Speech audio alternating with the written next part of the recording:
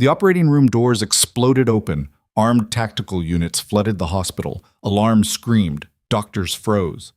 And the quiet nurse they'd spent weeks humiliating, the one they called too tired, not real medical staff, the one they literally ordered out of the trauma bay, suddenly moved with lethal precision. A federal commander walked straight past the hospital's entire leadership and saluted her. "Lieutenant," he said, "we thought you were retired." Within 60 seconds, she'd identified a nerve agent nobody else recognized, stabilized a dying federal witness, and exposed a conspiracy that would destroy careers. This is the story of the woman everyone underestimated, and the moment everything changed. If you've got a hospital where people still believe quiet strength is weakness, hit that like button. Comment your city below. Let me know how far you follow this story.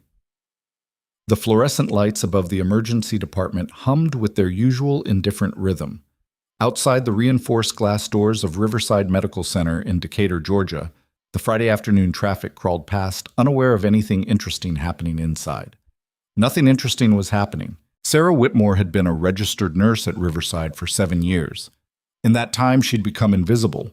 Not the kind of invisible that comes from being quiet, the kind that comes from being actively seen as less than. Her scrubs were older than most residents' white coats.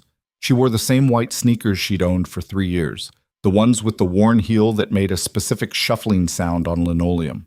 Her hair was always pulled back.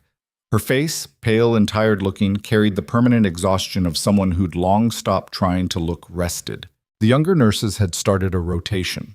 Whichever nurse got assigned to work with Sarah, that shift would deliberately ask questions they already knew the answers to, just to see her explanations cut short by more experienced staff. They'd laugh about it in the break room. Kat Martinez, one of the newer RNs, had developed a talent for waiting until Sarah made a suggestion before advocating the exact opposite approach to whoever was in charge. "Sarah thinks we should run a separate IV line," Kat would say with theatrical concern. "But I've always heard the double lumen is safer for acute trauma." The attending physician would nod. Sarah would return to whatever task she'd been assigned, usually something peripheral, something safe, something unlikely to matter. Dr. Marcus Webb ran the trauma bay like it was his personal kingdom. Tall, with the kind of confidence that came from never being questioned, he'd built a reputation as the best emergency physician in the network. When he walked into the ER, people moved faster. When he dismissed someone's suggestion, the room fell silent in agreement. He'd never once listened to Sarah's input on anything. Their first real confrontation had happened 6 months ago, when Sarah had gently suggested that a patient presenting with severe chest pain and consistent vitals might benefit from cardiac imaging before the standard respiratory protocol. Webb had laughed, actually laughed, and said, "Sarah, let the actual doctors handle this." Yes, the patient turned out to have a dissecting aorta. He was transferred to surgical intervention barely conscious. The cardiac imaging Sarah had suggested would have caught it in the ER instead of the imaging center upstairs. Webb never acknowledged that she'd been right. Instead, he'd started a habit of walking past her station and making comments loud enough for nearby staff to hear. Make sure Sarah here doesn't confuse things with her YouTube medical degree. If Sarah suggests something, we're probably doing the opposite. Small cruelties, the kind that accumulated until they became the institutional truth of the place. Sarah had learned to stop suggesting anything. She'd learned to keep her head down, to complete her assigned tasks, to maintain the kind of professional invisibility that made survival possible in an environment where competence was threatening and obedience was valued. She never talked about her background. When people asked how long she'd been an RN, she'd say, "About 7 years." When they asked where she'd worked before, she'd deflect. When new staff tried to bond with her over stories from their previous hospitals, she'd excuse herself to check on something. The truth was in her personnel file, buried under 7 years of performance reviews that never mentioned anything unusual.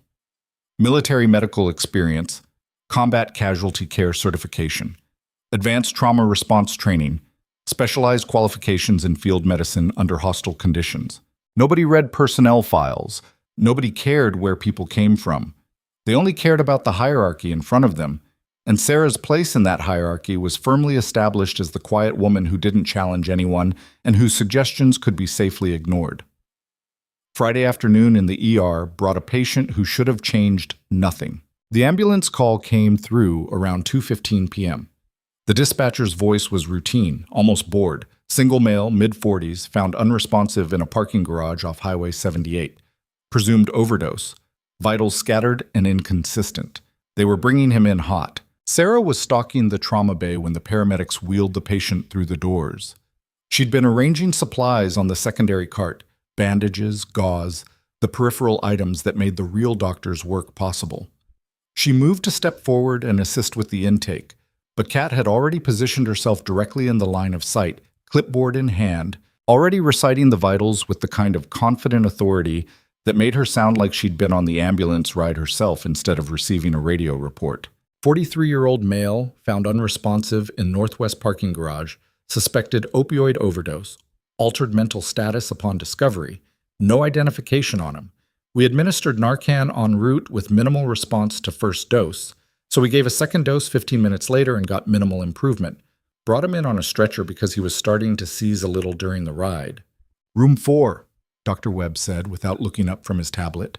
His eyes were scanning something on the screen, probably the billing information, probably trying to figure out if this patient was going to be a revenue generator or a liability. Get him on continuous monitoring, blood panel, comprehensive talk screen, standard overdose protocol. Move. The room became choreographed chaos. Everyone knew their role. The surgical intern moved to begin the IV setup. The charge nurse positioned the monitors. A resident who'd been standing near the door sprung into action to handle the blood draw and lab work. Sarah found herself directed to the back corner of the trauma bay by a glance from Webb, monitoring the IV fluids, making sure the bag hung at the correct height, keeping the line unkinked, ready to adjust the drip rate if someone barked an order at her. Essential work, invisible work. The kind of job that only mattered if something went wrong and everyone would blame you if it had. She watched the patient carefully. His skin was wrong. Not in the way opioid overdose presented. She'd seen plenty of overdose victims. Respiratory depression, pinpoint pupils, the specific pallor that came from narcotic suppression. This man's skin had a strange, almost waxy quality, almost translucent. His pupils weren't constricted the way they should be. They were dilated, yes, but not evenly. One was responding to light more slowly than the other. His breathing pattern was irregular, not the slow, shallow breathing of someone whose respiratory system had been suppressed by opioids. Irregular, stuttering, like his nervous system was misfiring at the neurological level. And there was something else, a smell she recognized immediately. Not sweat, not vomit, not the standard chemical smell of someone who'd taken contaminated drugs. Something else entirely. Organophosphate compound. Her entire body went cold. The sensation was immediate and primal, the same cold that had descended on her in a forward operating base in Kandahar province, standing in the med tent while soldiers who'd been exposed to chemical weapons were wheeled past her station, their bodies going into the exact same kind of neurological crisis she was watching develop in front of her right now. She knew this pattern. She'd seen it in a different context, in a different country, with different uniforms and different rules of engagement. But the human body didn't change. Nerve agents didn't change. Cholinergic crisis didn't change. She moved toward Dr. Webb before thinking better of it. This was a mistake, she knew.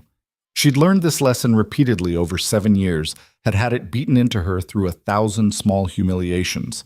But the pattern was unmistakable, and a man was going to die if someone didn't recognize it. "Doctor, I think," she started, keeping her voice low and professional. "You think what?" Webb didn't look up from the lab orders he was entering into the system. His fingers moved across the keyboard with the kind of dismissive efficiency that suggested he'd already completed this patient's entire diagnostic journey in his mind. "And make it quick. We're in the middle of something." His presentation doesn't match opioid poisoning, his pupil response, the respiratory pattern, the muscle tone. "I recognize Sarah." He finally looked at her, and his eyes were cold. "This is a trauma bay, not a detective novel. We have clear presenting symptoms, we have a likely scenario, and we have established protocols for handling it. What we don't have is patience for hypothetical speculation based on your—" He paused, searching for the word. "Observations." Around them, the room stayed quiet in that specific way that meant everyone was listening.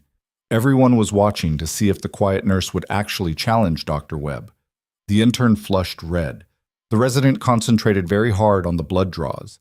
Kat made a small sound that might have been a laugh or might have been agreement with Webb's dismissal.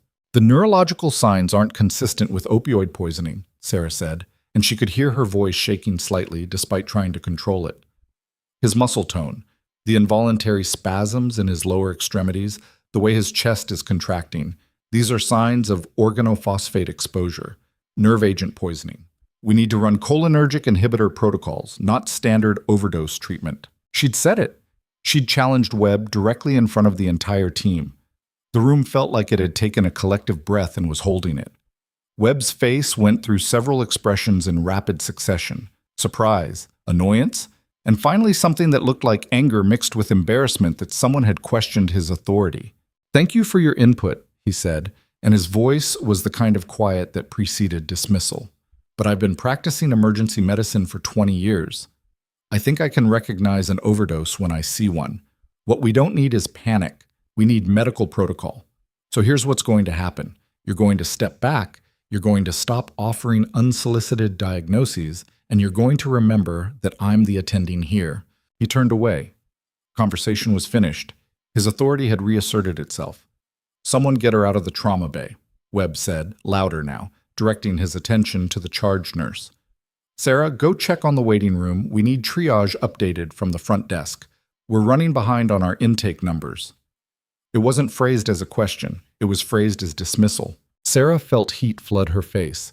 The humiliation was familiar by now, but it never got easier.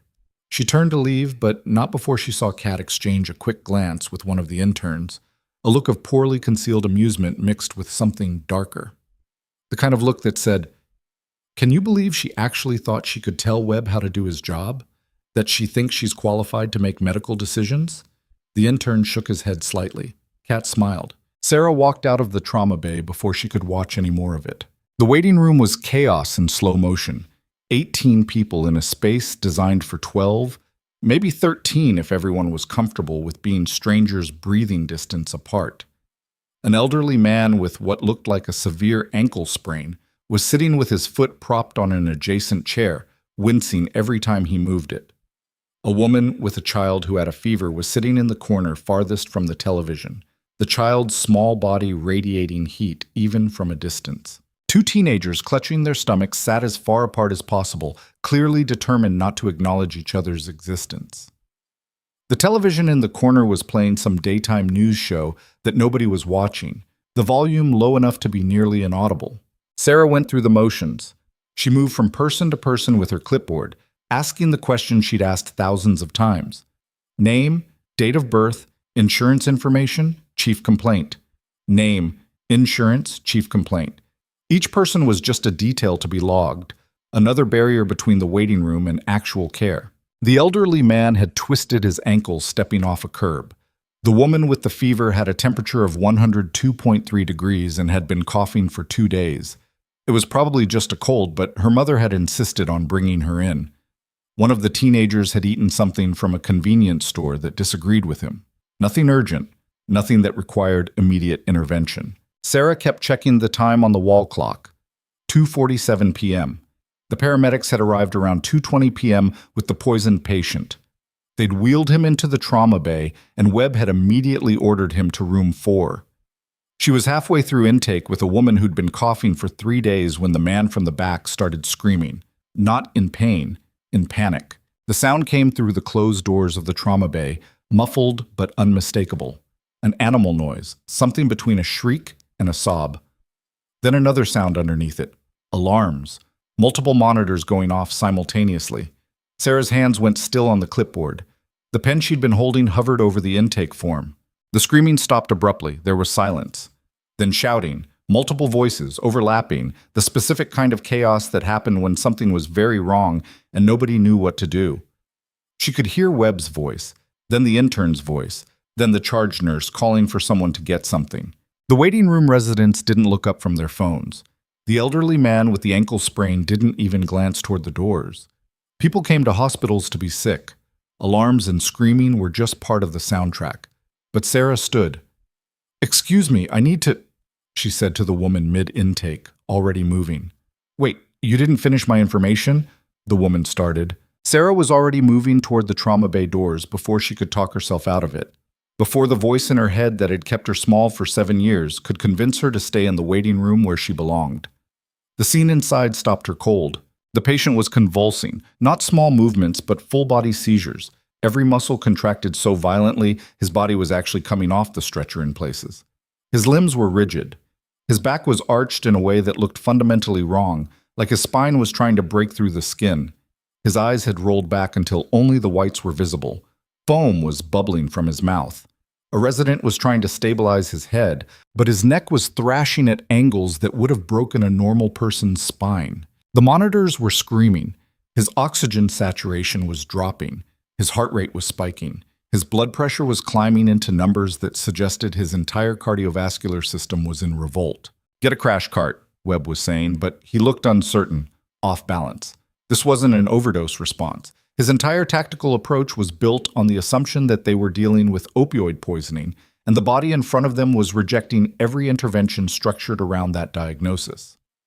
Increase the sedative, Webb ordered, his voice losing its usual authority. We've already given 3 times the standard dose, the intern said. His hands were shaking. It's not working. His pupils are still reactive. He's not responding to any of it. The patient's body convulsed again, harder this time. His shoulders came up off the stretcher. His legs kicked against the soft restraints they'd attempted to place, and one of them came loose. Webb was staring at the monitors like they were speaking in a language he didn't understand. Get atropine, Sarah said. The room froze. Every single person looked at her. The resident stopped mid-movement. The charge nurse's hands went still. The intern's eyes widened. Webb's head swiveled toward her slowly, like he couldn't quite believe she'd spoken. High dose, Sarah continued, her voice completely steady now. And pralidoxim. He's in full cholinergic crisis. The seizures will spread to his respiratory system within 2 minutes if we don't counteract the acetylcholinesterase inhibitors. His nervous system is saturated. Excuse me? Webb's voice was dangerous and quiet. Did you just give a medical order in my trauma bay? I suggested a medication protocol based on the presenting symptoms. You suggested... He started, but he didn't get to finish because the patient's breathing suddenly changed. His chest, which had been heaving with irregular gasps, suddenly began moving in stutters, short, incomplete breaths. The oxygen saturation on the monitor dropped further, 87%, 84%, 82%. He's losing respiratory capacity, the intern said. Webb's face had gone pale. He was looking at the monitors, then at the patient, then at the monitors again. A trauma physician's nightmare. A patient going critically bad under their care with no explanation for why. Listen to her, a voice came from the doorway. Everyone turned. The man who'd spoken was wearing a suit that didn't match the normal chaos of the ER. His suit was expensive and pressed and completely out of place in a hospital emergency department. Behind him were 2 others in similar attire, and all 3 had the specific posture of people who were used to being obeyed without question. They moved with the kind of purposefulness that suggested they'd arrived with a very specific destination in mind. Who the hell are you? Webb demanded. That's not the relevant question right now, the man said. His eyes had already fixed on Sarah and then on the patient and then back to Sarah. The relevant question is why you're not running cholinergic inhibitor protocols on a patient with obvious organophosphate exposure. Seal this room, now. Webb's face had gone the color of old concrete. I don't know who you are, but this is a medical emergency and I don't appreciate atropine, the man said, not to Webb, to Sarah. Now, for exactly 1 second, nobody moved. The room felt suspended in time, caught between institutional hierarchy and something larger that nobody understood yet. Then Sarah was already reaching for the medication cart, already moving with the specific speed of someone who'd done this before. Who'd done this under much worse conditions, in places where hesitation got people killed. Her hands were steady. Her mind had shifted into something else entirely. Not the paralyzed, exhausted woman from the waiting room intake, but something sharper, something older, something that had been dormant for 7 years, and had just been activated by the arrival of someone who recognized what she actually was. I need the IV line open, she said to Kat, not asking. A command. Kat moved without comment. The younger nurse seemed to understand something in Sarah's voice that transcended the normal nursing hierarchy. Sarah had the atropine drawn and in the line within 30 seconds. The dose was massive, the kind of dose that made you understand this was a neurological emergency, not routine medicine. The pralidoxime took another 30 seconds to mix and deliver. They waited. The patient's convulsions didn't stop immediately, but Sarah could see the intensity beginning to shift. His body was still thrashing, but with marginally less violence. The foam from his mouth slowed. His breathing, which had been completely erratic, began to find something approaching rhythm. The oxygen saturation began to climb, slowly. 85%, 87%, 89%. The monitors began to settle.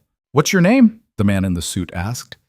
He'd moved closer to Sarah, was watching her hands as she adjusted the medication ratios with the kind of precision that suggested she knew exactly what she was doing. "Your name, now." She didn't answer immediately. She was counting the patient's respirations, reading his pupil response, monitoring the color returning to his face as his neurological system began to recover from the cascade failure it had been experiencing. "Sarah," she finally said without looking up. "Sarah Whitmore." The man's entire body went rigid. He turned to one of the people who'd come in with him, a woman with dark hair pulled into a tight bun, wearing a jacket that suggested federal authority. The woman was already holding a tablet that seemed to be receiving constant updates through some kind of wireless connection. "Check the roster," he said. The woman's fingers moved across the screen. 3 seconds. 4. 5. Her eyes widened. She looked from her tablet to Sarah and back again. "Oh my God," she breathed. "What?" Webb was demanding answers now, but his authority had completely evaporated. He'd been standing around offering medical guidance while Sarah, the woman he'd ordered out of the trauma bay minutes earlier, had just prevented a patient from dying from a poisoning he didn't even recognize. "Check it again," the man said. "I want confirmation." "Lieutenant Sarah Whitmore," the woman read from the tablet, her voice careful. "Medical Corps, Kandahar deployment, 2015 to 2017, classified assignment. You're listed as retired active duty." The room had gone completely silent, except for the sound of the monitors and the patient's breathing, gradually stabilizing, gradually returning to something recognizable as normal. Sarah still didn't answer. She was checking the second IV line, making sure nothing had kinked during the crisis, adjusting the medication drip to match the patient's changing physiology. Only when she was satisfied that everything was functioning correctly did she finally look up. Her eyes met the stranger's. "How did you know?" Webb asked. His voice had changed completely. The arrogance was gone. What remained sounded almost frightened. "How did you know what was wrong with him?" Sarah finally looked at him. "I told you 7 years ago I had military medical training," she said evenly. Her voice was calm, but there was something underneath it, something that suggested this particular conversation was long overdue. "I mentioned it during my hiring interview. It's in my personnel file. You chose not to listen. Most people do." She turned back to the patient, began running through the neurological checks that would determine the extent of his recovery.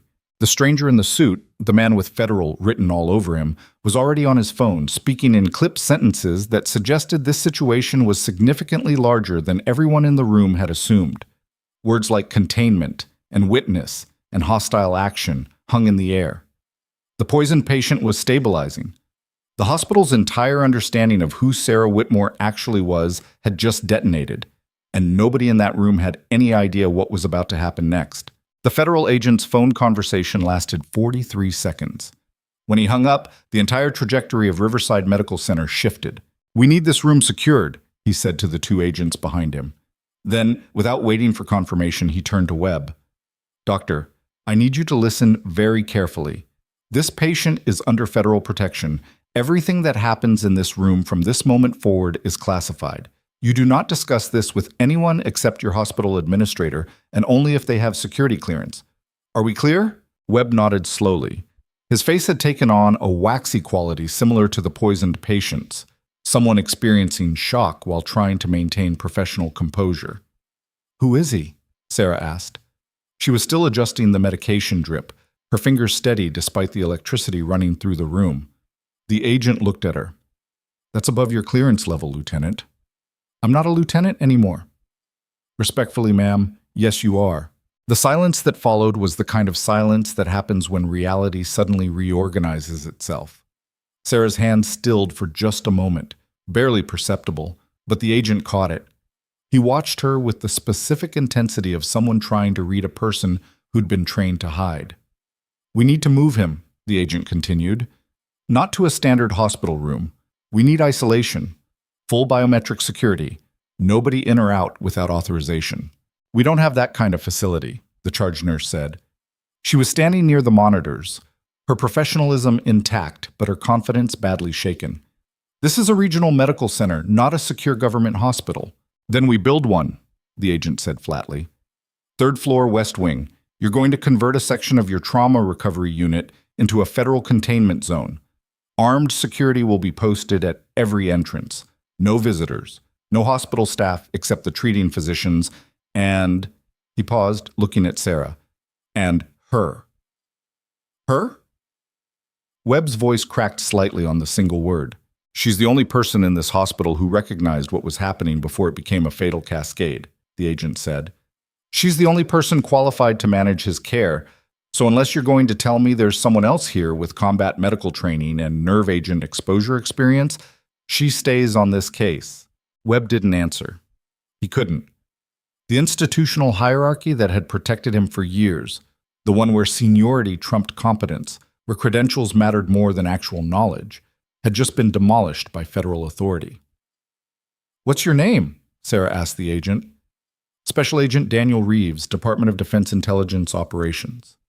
"That's not a real title." Reeves smiled slightly. It was the kind of smile that suggested he appreciated her catching the lie. "Close enough for this conversation. Here's what you need to know. That man on the stretcher is Samuel Morrison. He's a federal witness in an ongoing investigation. 3 days ago, he was supposed to be in protective custody at a secure location. Instead, someone found him, poisoned him, and dumped him in a parking garage, hoping he'd be written off as an overdose death by whatever hospital picked him up. Where was he being held? Webb asked. That's not your concern. It is if there's a breach in security in my hospital. There isn't a breach in your hospital, Reeves said. There's a breach somewhere else that we're going to spend the next 72 hours figuring out. Right now, I need you to keep this man alive. I need him conscious enough to communicate, and I need him moved to a secure location within the next hour. The intern was watching Sarah. The charge nurse was watching Reeves. Kat was standing near the back of the room, her earlier confidence completely gone, replaced by the kind of shock that comes from watching the world reorganize itself in real time. Sarah looked at the patient, Morrison, and began running through the mental checklist of what his recovery would actually require. The atropine had worked. His nervous system was stabilizing. His breathing was autonomous again. But nerve agent exposure created cascade effects. His organs would need monitoring. His neurological function would need constant assessment. If even one person misread his condition, he could have a relapse that would be just as fatal as the initial poisoning. How long was he exposed? She asked Reeves. Unknown. He was found around 1:45 p.m. today. ETA on the ambulance was probably 15 minutes. So anywhere from 3 to 4 hours of exposure. Sarah's expression didn't change, but internally she was recalculating everything. 4 hours of organophosphate saturation meant his body's acetylcholinesterase systems would be severely compromised. The pralidoxime would help regenerate the enzymes, but the recovery window was narrow. Any miscalculation in medication dosage could trigger secondary seizures or organ failure. I need baseline labs, she said to the charge nurse, her voice falling into the specific cadence of someone giving medical orders. Complete metabolic panel, acetylcholinesterase levels, liver and kidney function. I need continuous cardiac monitoring, and I need someone watching his pupils for any dilation changes. Any change, even slight dilation, needs to be reported immediately. The charge nurse nodded. She was following Sarah's orders without question now, without even glancing at Webb for confirmation. Webb watched this happen, the authority shifting, the hierarchy crumbling, and something in his face hardened. Lieutenant Whitmore, he said, and there was an edge to his voice that hadn't been there before. You need to remember that you're still a civilian employee at this hospital. You don't have the authority to give direct orders to my staff. Sarah looked at him, and in that look was 7 years of being talked down to, ignored, dismissed, mocked, and deliberately underestimated. "I'm not giving orders," she said quietly. "I'm preventing a patient from dying. The two are apparently the same thing in your trauma bay." Webb's face flushed. Before he could respond, Reeves moved between them. It was a small movement, but it was authoritative. "Dr. Webb, I'm going to need you to step aside and let the people who know what they're doing work. You can observe if you'd like, but you're not making decisions on this patient anymore. That authority has been transferred. You can't just walk into my hospital and—" "I can, and I have," Reeves said. His voice was pleasant, almost friendly, which made it somehow more final. "I have a signed emergency order from the Department of Defense giving me full jurisdiction over this case.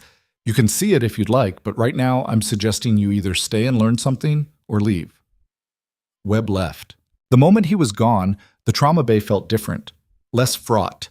The air seemed to move more easily through the space. Sarah focused entirely on Morrison, on reading his body's responses to the medications, on ensuring that every parameter was moving towards stability. Reeves watched her work. He had the bearing of someone used to assessing people, their competence, their reliability, whether they could be trusted with classified information. After about 5 minutes of observation, he stepped closer. "How long were you in?" he asked quietly. 8 years, 4 months. Combat theater? Kandahar, 2 deployments, then Fort Bragg for training, then I was done. Why? Sarah adjusted the IV drip slightly, watching the medication flow into Morrison's arm. Because I couldn't do it anymore. The weight of it, the constant knowledge that the person next to you might not come back. I got out as clean as I could, took the first civilian job that would hire someone with my resume, and tried to disappear. "You did a good job of it," Reeves said. "If you hadn't been here today, Morrison would be dead. Actually, no. He'd be in a morgue waiting for his family to identify him while someone filed it as an accidental overdose. And we'd be 2 steps further back on a case that's already costing federal resources we can't afford to lose." "What case?" "Can't tell you yet, but you're about to become part of it, whether you want to or not." Sarah finally looked at him directly. "I don't want to be part of anything. I want to finish my shift, go home, and forget this happened." Reeves smiled again, that small, knowing smile. "That's not an option anymore. The fact that you recognized organophosphate exposure means you have specialized knowledge. The fact that you saved this man's life means you're now a witness to a federal incident. And the fact that you're clearly still capable at this level means we need you. I'm not active duty." "No, but you're the closest thing we have to a qualified medical professional who also understands the operational context of what just happened. So here's the deal. You help us keep Morrison stable, help us figure out who poisoned him, and help us understand how someone in protective custody got attacked in the first place. In exchange, we make sure nobody harasses you about it afterward.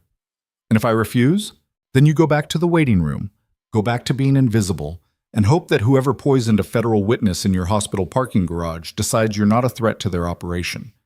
Sarah didn't say anything. She returned her attention to Morrison, to the careful work of keeping him stabilized. The next hour happened in controlled chaos.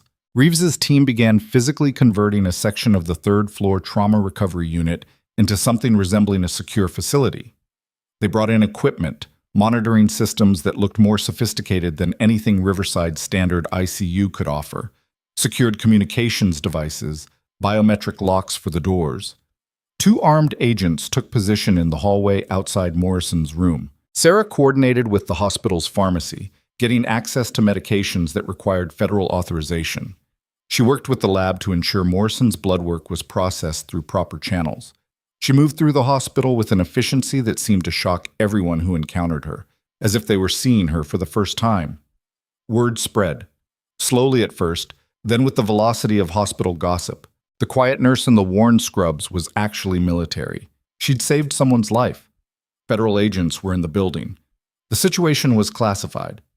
By the time Sarah was settling Morrison into his new secured room on the 3rd floor, the nursing staff had completely reorganized their understanding of who she was.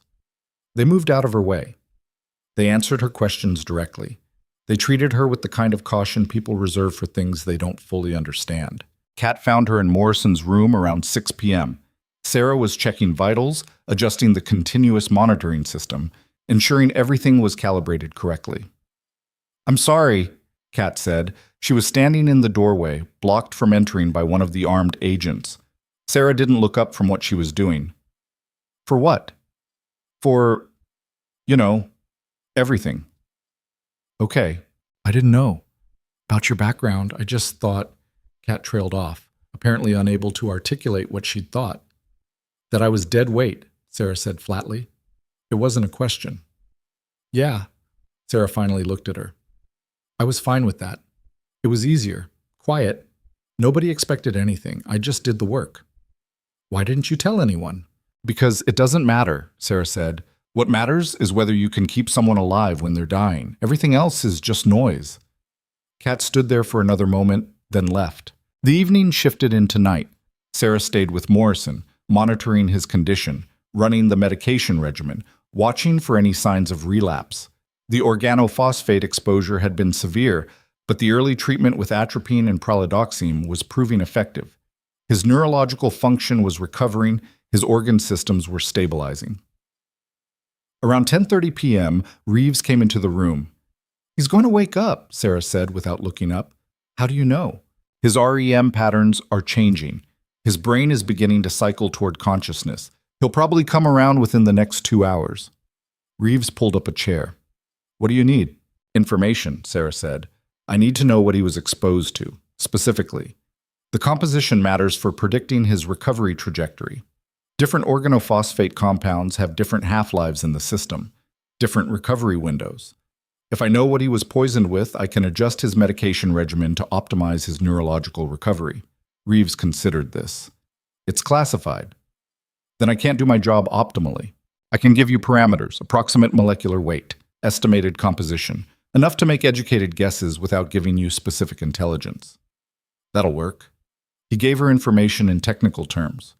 Sarah listened and made mental calculations, adjusting her understanding of Morrison's condition, recalibrating her expectations for his recovery. Morrison regained consciousness around midnight. His eyes flickered. His fingers moved slightly. Then his entire body went rigid, and for a moment Sarah thought they were about to experience a secondary seizure. She had her hand on the emergency medication before his breathing resumed normally. His eyes opened fully. He was conscious. His eyes were moving, trying to focus, trying to understand where he was.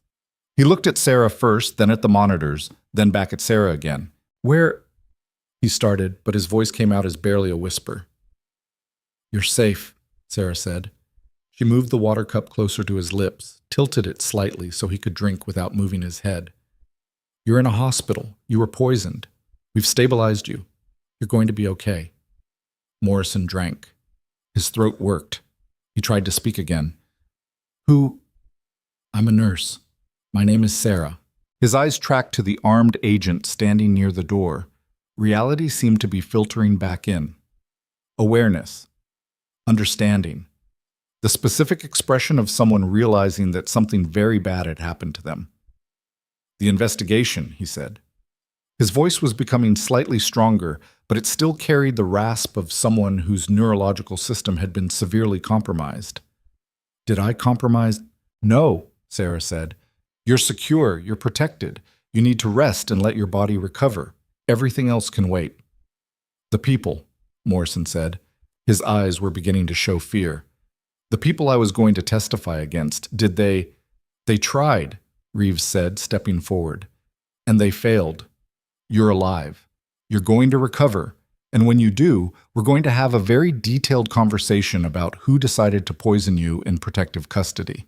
Morrison closed his eyes. The fear didn't leave his face, but something like relief seemed to settle over him. He was alive. Against the odds, against people who had clearly wanted him dead, he was alive. Sarah watched him begin to drift back into sleep. His body was exhausted. The trauma of the poisoning, the emergency treatment, the crisis response, all of it had drained whatever reserves his system had left. How long until he's coherent enough for questioning? Reeves asked. 48 hours minimum. His neurological function is recovering, but it's fragile. Any stress, any pressure to recall details before he's physiologically ready, and you risk triggering a secondary cascade. His system is too compromised. We don't have 48 hours. Then you're going to risk his recovery and possibly his life. Your choice. Reeves didn't like that answer. Sarah could see it in his face, the specific frustration of someone used to making demands and having them met. But he also understood medical reality. You couldn't push a damaged nervous system faster than its physiology allowed. 48 hours, he said finally. But I need you here the entire time. Nobody else touches his care. Nobody else has access to his medications or his monitoring systems. You're the only person who's proven you understand what's actually going on with his condition. That's fine, Sarah said. It's not fine, Reeves said, because it means you're now embedded in a federal investigation. It means people are going to want to know who you are, what you know, what you've told us. It means you're going to become a person of interest to people who tried to kill this man. The implication hung in the air. Sarah had spent 7 years trying to be invisible. In the space of 4 hours, she'd become the most visible person in Riverside Medical Center. And now she was about to become visible to people who solved problems with poison in parking garage dumps. I'll take the night shift, Sarah said. 48 hours. After that, someone else can take over his care. That's not going to happen, Reeves said. After this is over, you're going to be brought to a federal facility for debriefing. You're going to be questioned about everything you know, everything you saw, everything you remember about military operations that might be relevant to this case.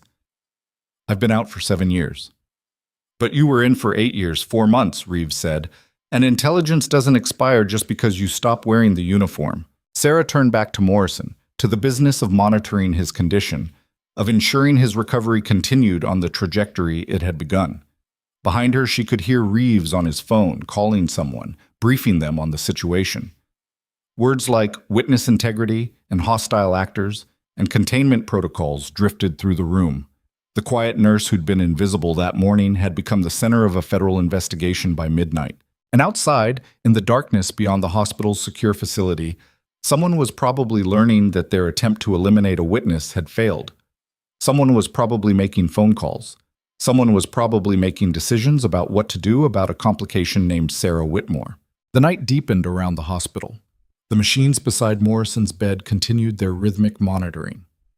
Sarah stayed, watching, waiting, understanding with absolute clarity that everything had changed, and there was no going back to invisible anymore.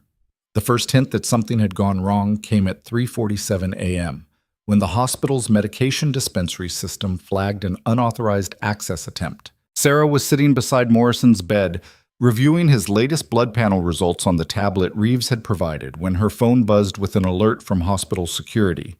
Someone had tried to access the controlled substance cabinet on the second floor using credentials that didn't match any active staff member. She stood immediately. "What is it?" Reeves asked. He'd been sitting in the corner, half asleep in a chair that looked profoundly uncomfortable for someone his size. Someone just tried to access the pharmacy lockup using fake credentials. Reeves was on his feet before she finished the sentence.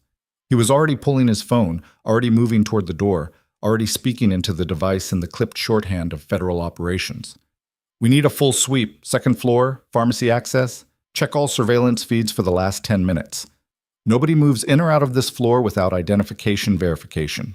The armed agent outside Morrison's door straightened. Another agent appeared from down the hallway, moving with the kind of purposeful speed that suggested they'd been waiting for something like this to happen. Sarah stayed with Morrison. His vitals were stable. His breathing was regular. He was asleep, unaware that someone had just attempted something that could only mean one thing. Whoever had poisoned him was still trying to finish the job. Reeves returned 8 minutes later.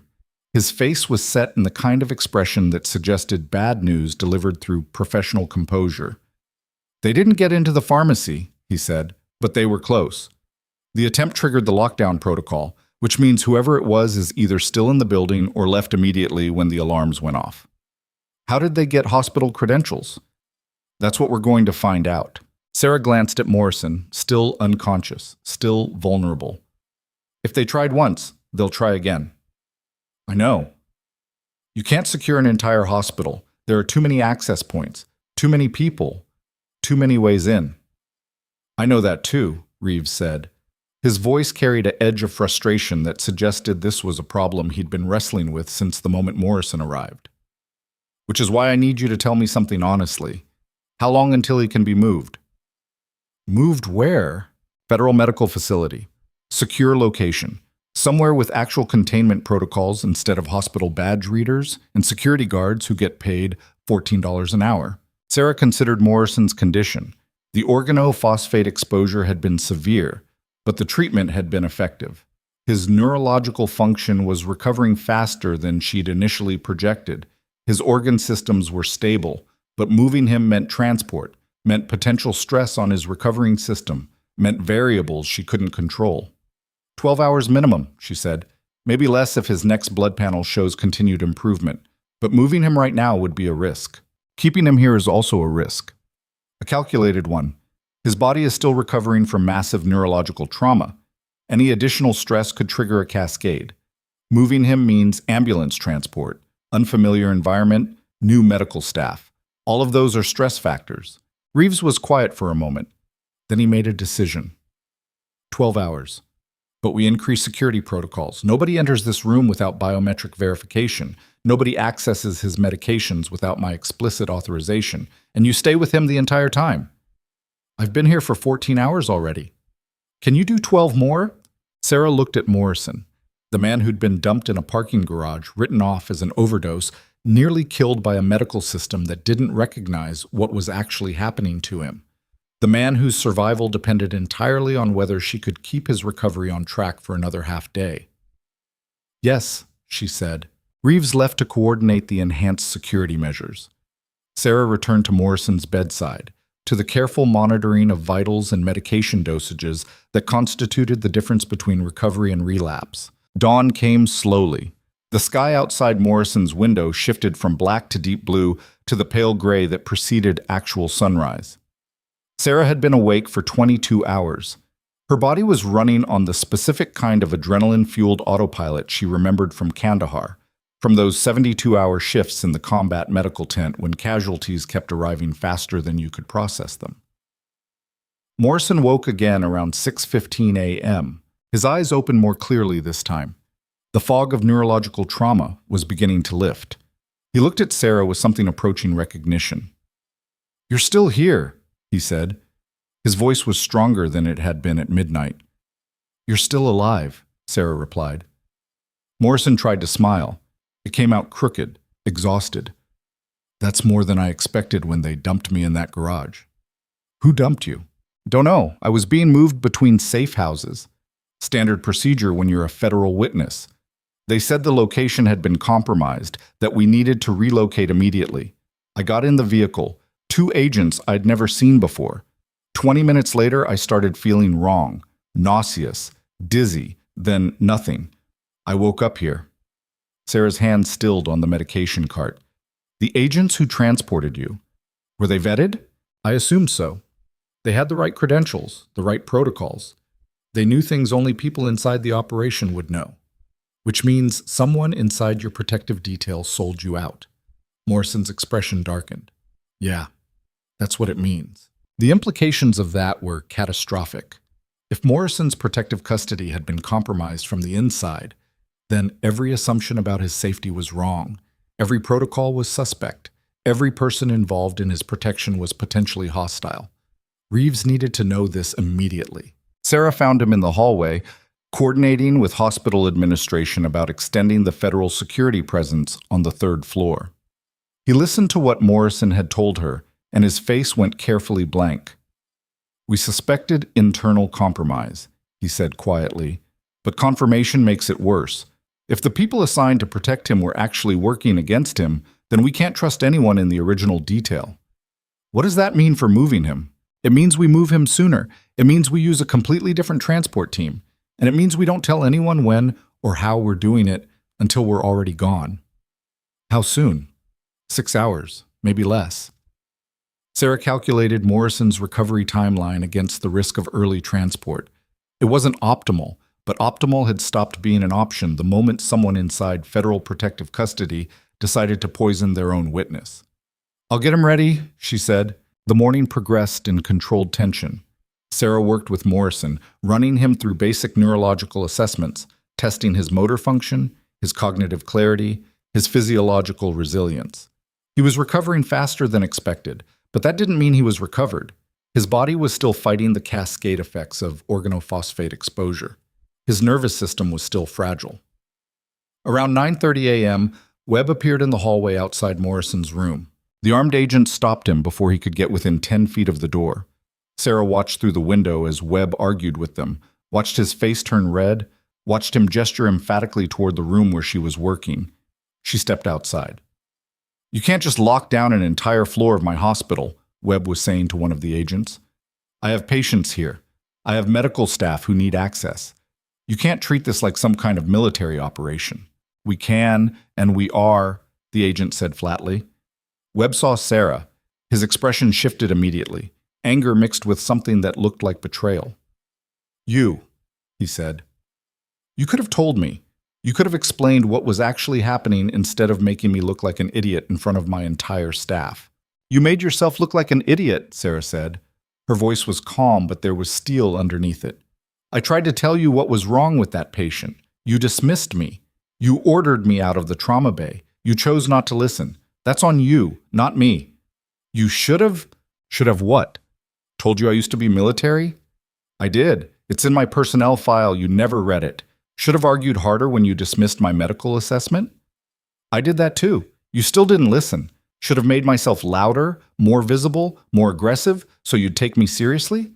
Why is that my responsibility instead of yours?" Webb's face had gone the color of old brick.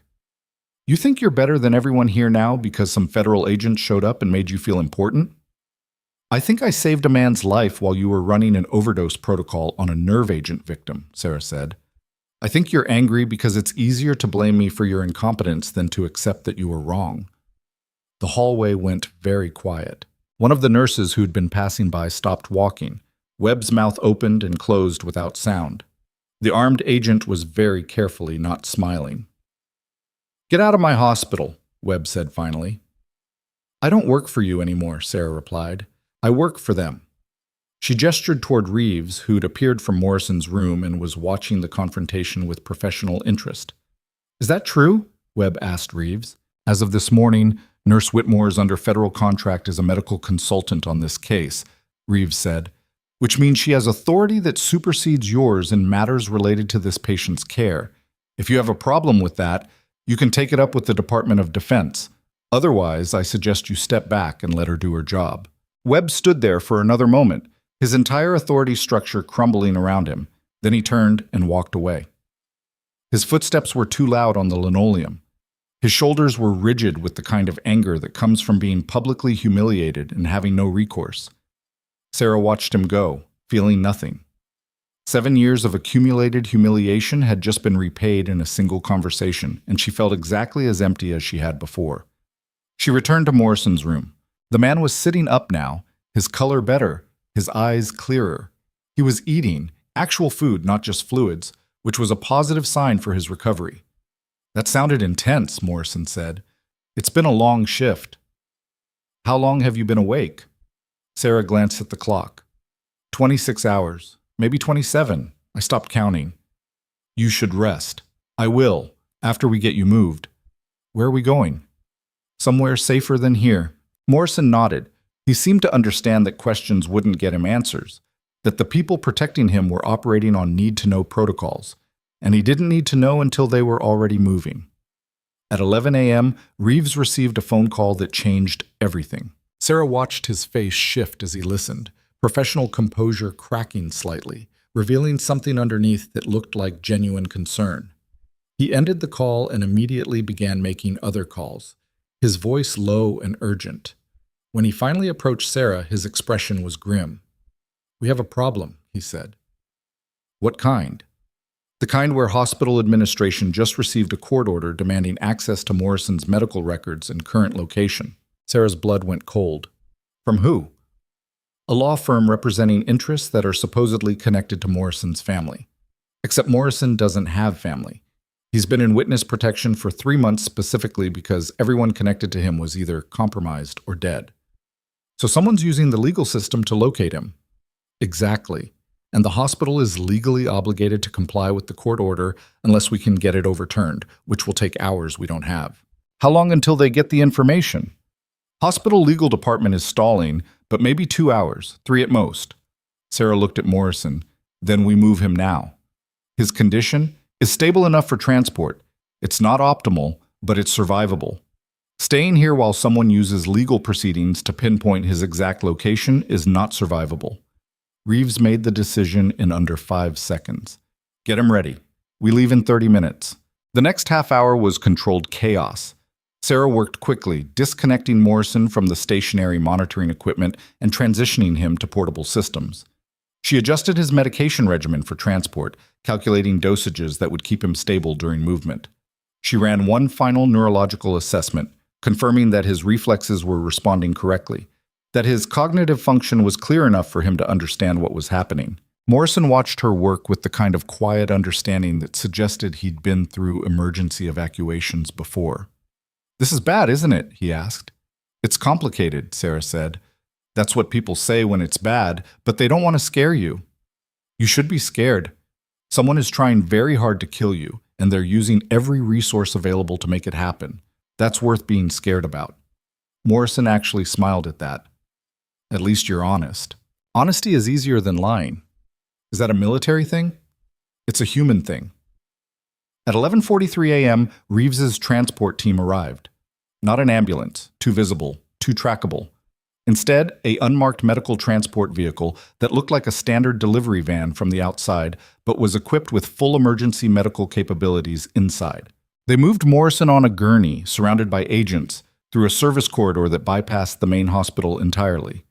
Sarah stayed beside him, monitoring his vitals on the portable equipment, watching for any signs that the movement was triggering stress responses.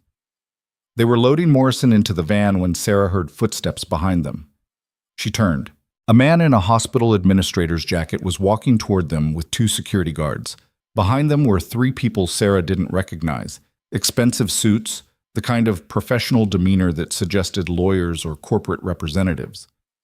"Stop," the administrator said. His voice carried across the parking garage. "You cannot remove that patient from this facility without proper discharge protocols." Reeves moved to intercept them. "This patient is under federal protection. We have full authority to You have a patient who was admitted to this hospital," one of the suited individuals interrupted. His voice was smooth, confident, the voice of someone used to legal authority. "Which means he's subject to hospital protocols and state medical regulations. You cannot simply remove him without proper documentation." "Watch me," Reeves said flatly. "We have a court order requiring this hospital to maintain custody of the patient until legal proceedings can determine." Reeves pulled a document from his jacket. "And I have a federal emergency order that supersedes your court filing. This patient is a material witness in an active investigation. His safety is a matter of national security. Your court order is irrelevant." The suited man's expression didn't change. "Then we'll be filing an immediate appeal with federal court. This patient isn't going anywhere until—" Morrison made a sound, small, pained. Sarah's attention snapped back to him immediately. His breathing had changed. Faster, shallower. His pupils were dilating slightly, stress response. His recovering nervous system was reacting to the confrontation, the raised voices, the tension. "We need to move now," Sarah said to Reeves. "His condition is deteriorating." "You can't just—" the administrator started. "His neurological system is compromised," Sarah said, her voice cutting through the parking garage with absolute authority. "Any additional stress triggers cascade failure. If you continue this conversation, you're actively endangering his life. So either step back and let us leave, or explain to a federal judge why you prioritize legal procedure over patient survival." The administrator hesitated. The suited man did not. "We have legal standing to—" Morrison's breathing hitched. The portable monitor began alarming, his heart rate spiking, his oxygen saturation beginning to drop. Sarah was already moving, already adjusting his medication, already stabilizing him before anyone else could react. But the message was clear. They were out of time. Reeves made a hand signal. The agents around the van moved into defensive positions. The vehicle's engine started. "Move," Reeves said to Sarah. She climbed into the van beside Morrison, her hands still working, still monitoring, still keeping him stable as the vehicle began moving.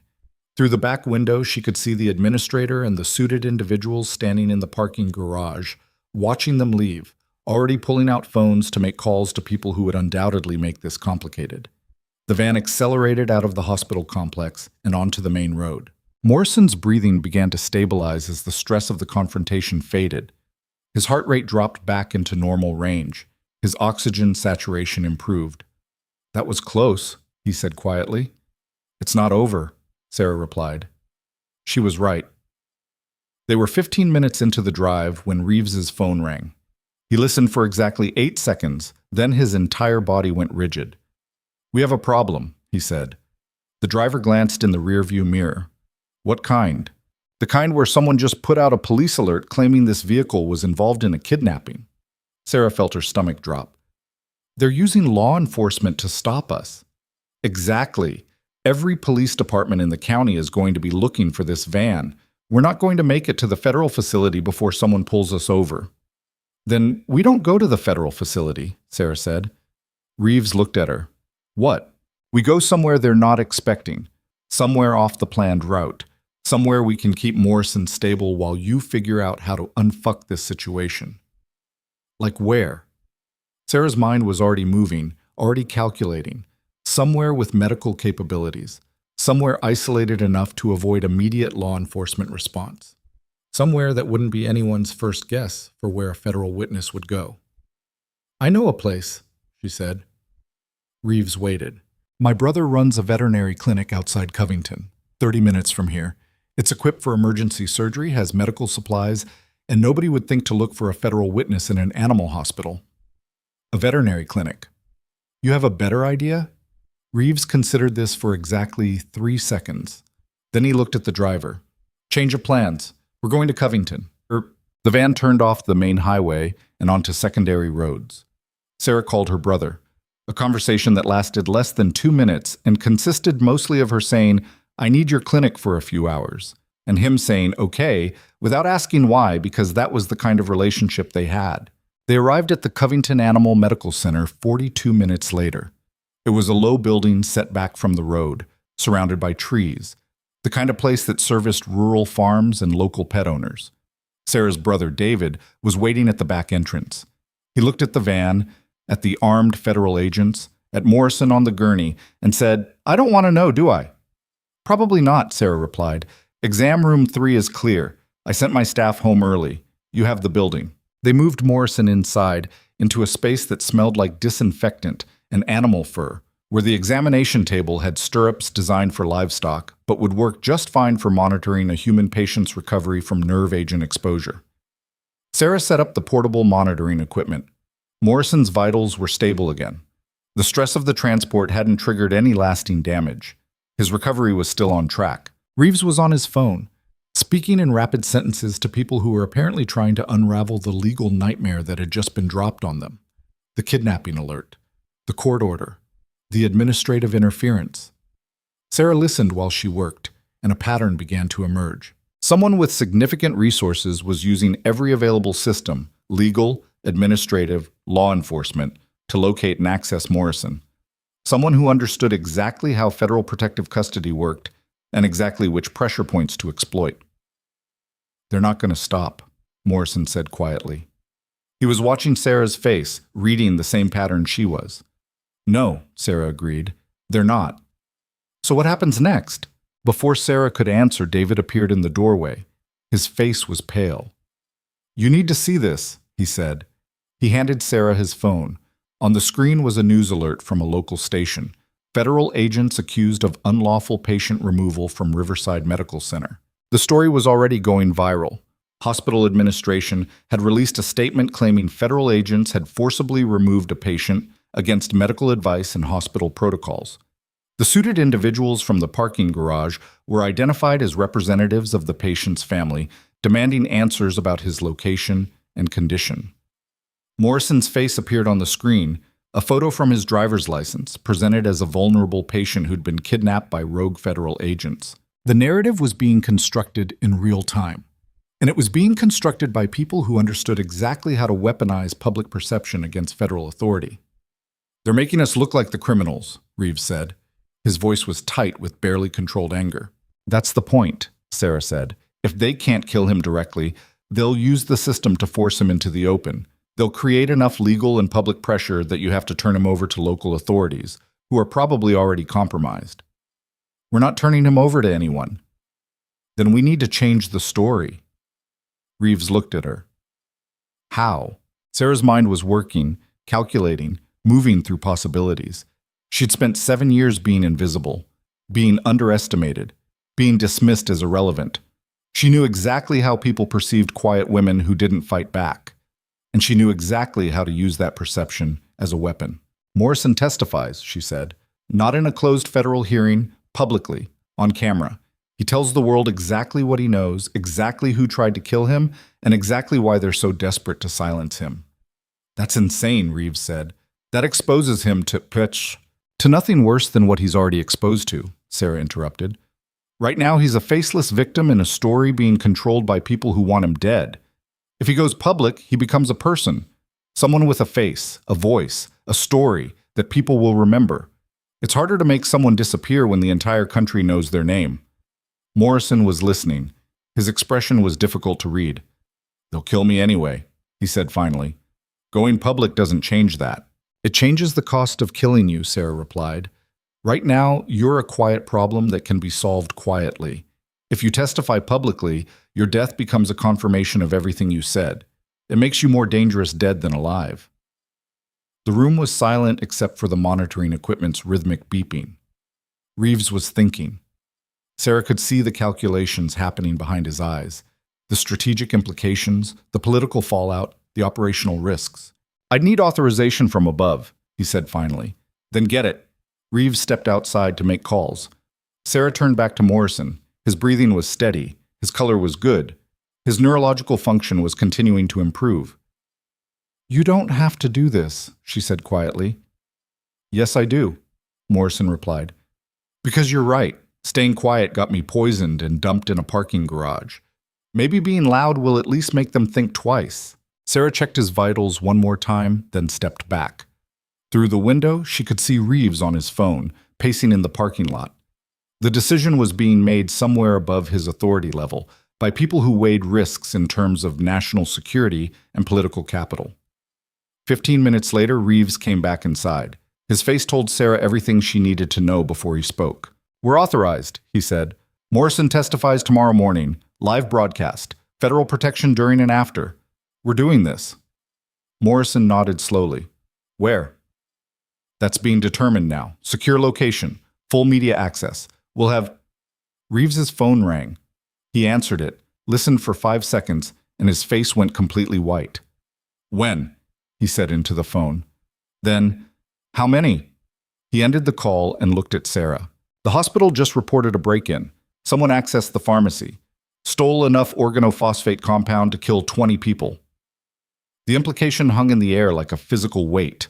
Whoever was trying to silence Morrison hadn't given up. They'd just escalated. And they'd just acquired enough poison to eliminate everyone connected to keeping him alive. The veterinary clinic went completely silent, except for the monitoring equipment's steady rhythm. Sarah's first instinct was tactical, automatic, the kind of response that came from training she'd never fully shed. She moved to the window, checked the parking lot, scanned the tree line. Nothing moved, no vehicles, no visible threat. But that didn't mean anything. How long ago? She asked Reeves. 23 minutes. Security footage shows a maintenance worker accessing the pharmacy with what looked like legitimate credentials. Walked straight to the controlled substance storage. Took 3 vials of concentrated organophosphate compound. Walked out. Total time inside, 4 minutes. Cameras caught his face. Covered. Hat, surgical mask, the kind of PPE that looks normal in a hospital but conceals identity perfectly. Morrison was sitting very still on the examination table. His hands were gripping the edge hard enough that his knuckles had gone white. They're going to use it on the people protecting me, he said quietly. Aren't they? Reeves didn't answer immediately, which was answer enough. Sarah's mind was working through the tactical implications. 3 vials of concentrated organophosphate. Enough to contaminate water supplies, ventilation systems, food sources. Enough to turn every routine interaction into a potential death sentence. You couldn't protect someone from an invisible threat that could be delivered through any surface, any liquid, any breath of air. We need to assume everyone connected to this case is now a target, Reeves said. He was already making calls, already coordinating protective measures for people whose names Sarah didn't know, but whose lives had just become exponentially more dangerous. That includes you. Morrison said, looking at Sarah. She hadn't thought about that. Or rather, she had, but in the abstract way you think about theoretical dangers that might happen to someone else. The reality of it was different. Someone with enough resources to breach federal custody, poison a witness, and steal military-grade toxins from a secured hospital pharmacy now knew her name, knew her face, knew she was the reason Morrison was still alive. "I can handle myself," Sarah said. "That's not the point," Morrison replied. "The point is you shouldn't have to. You were just doing your job. You saved my life because that's what you do. And now you're a target because of it." "People have tried before," Sarah said flatly. "I'm still here." The room went quiet again. David, who'd been standing in the doorway listening to all of this, cleared his throat. "I'm going to go check the perimeter," he said. "Make sure nobody followed you here." He left before anyone could tell him that was a terrible idea. Reeves ended his call and turned back to Sarah and Morrison. His expression had shifted into something harder, more determined. "Here's what's going to happen," he said. "Morrison testifies tomorrow morning at 9 a.m. The location has been secured. Federal courthouse in Atlanta, full security detail, media access controlled but present. We're moving him there tonight under armed escort. Different route, different vehicle, different everything from the original plan." "And the organophosphate?" Sarah asked. "We're implementing contamination protocols for everyone involved in the case. That means full decontamination procedures, isolated food and water supplies, sealed environments.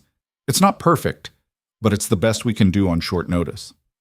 "What about the people at the hospital, the staff who were involved in Morrison's care?" Reeves's face tightened slightly. "They're being notified and offered protective monitoring. We can't force them into custody, but we can make sure they understand the risk."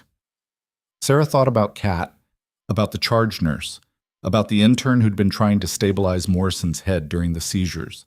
They'd all been in that trauma bay. They'd all touched equipment, surfaces, materials that could have been contaminated if someone had planned this more carefully. "Webb," she said suddenly.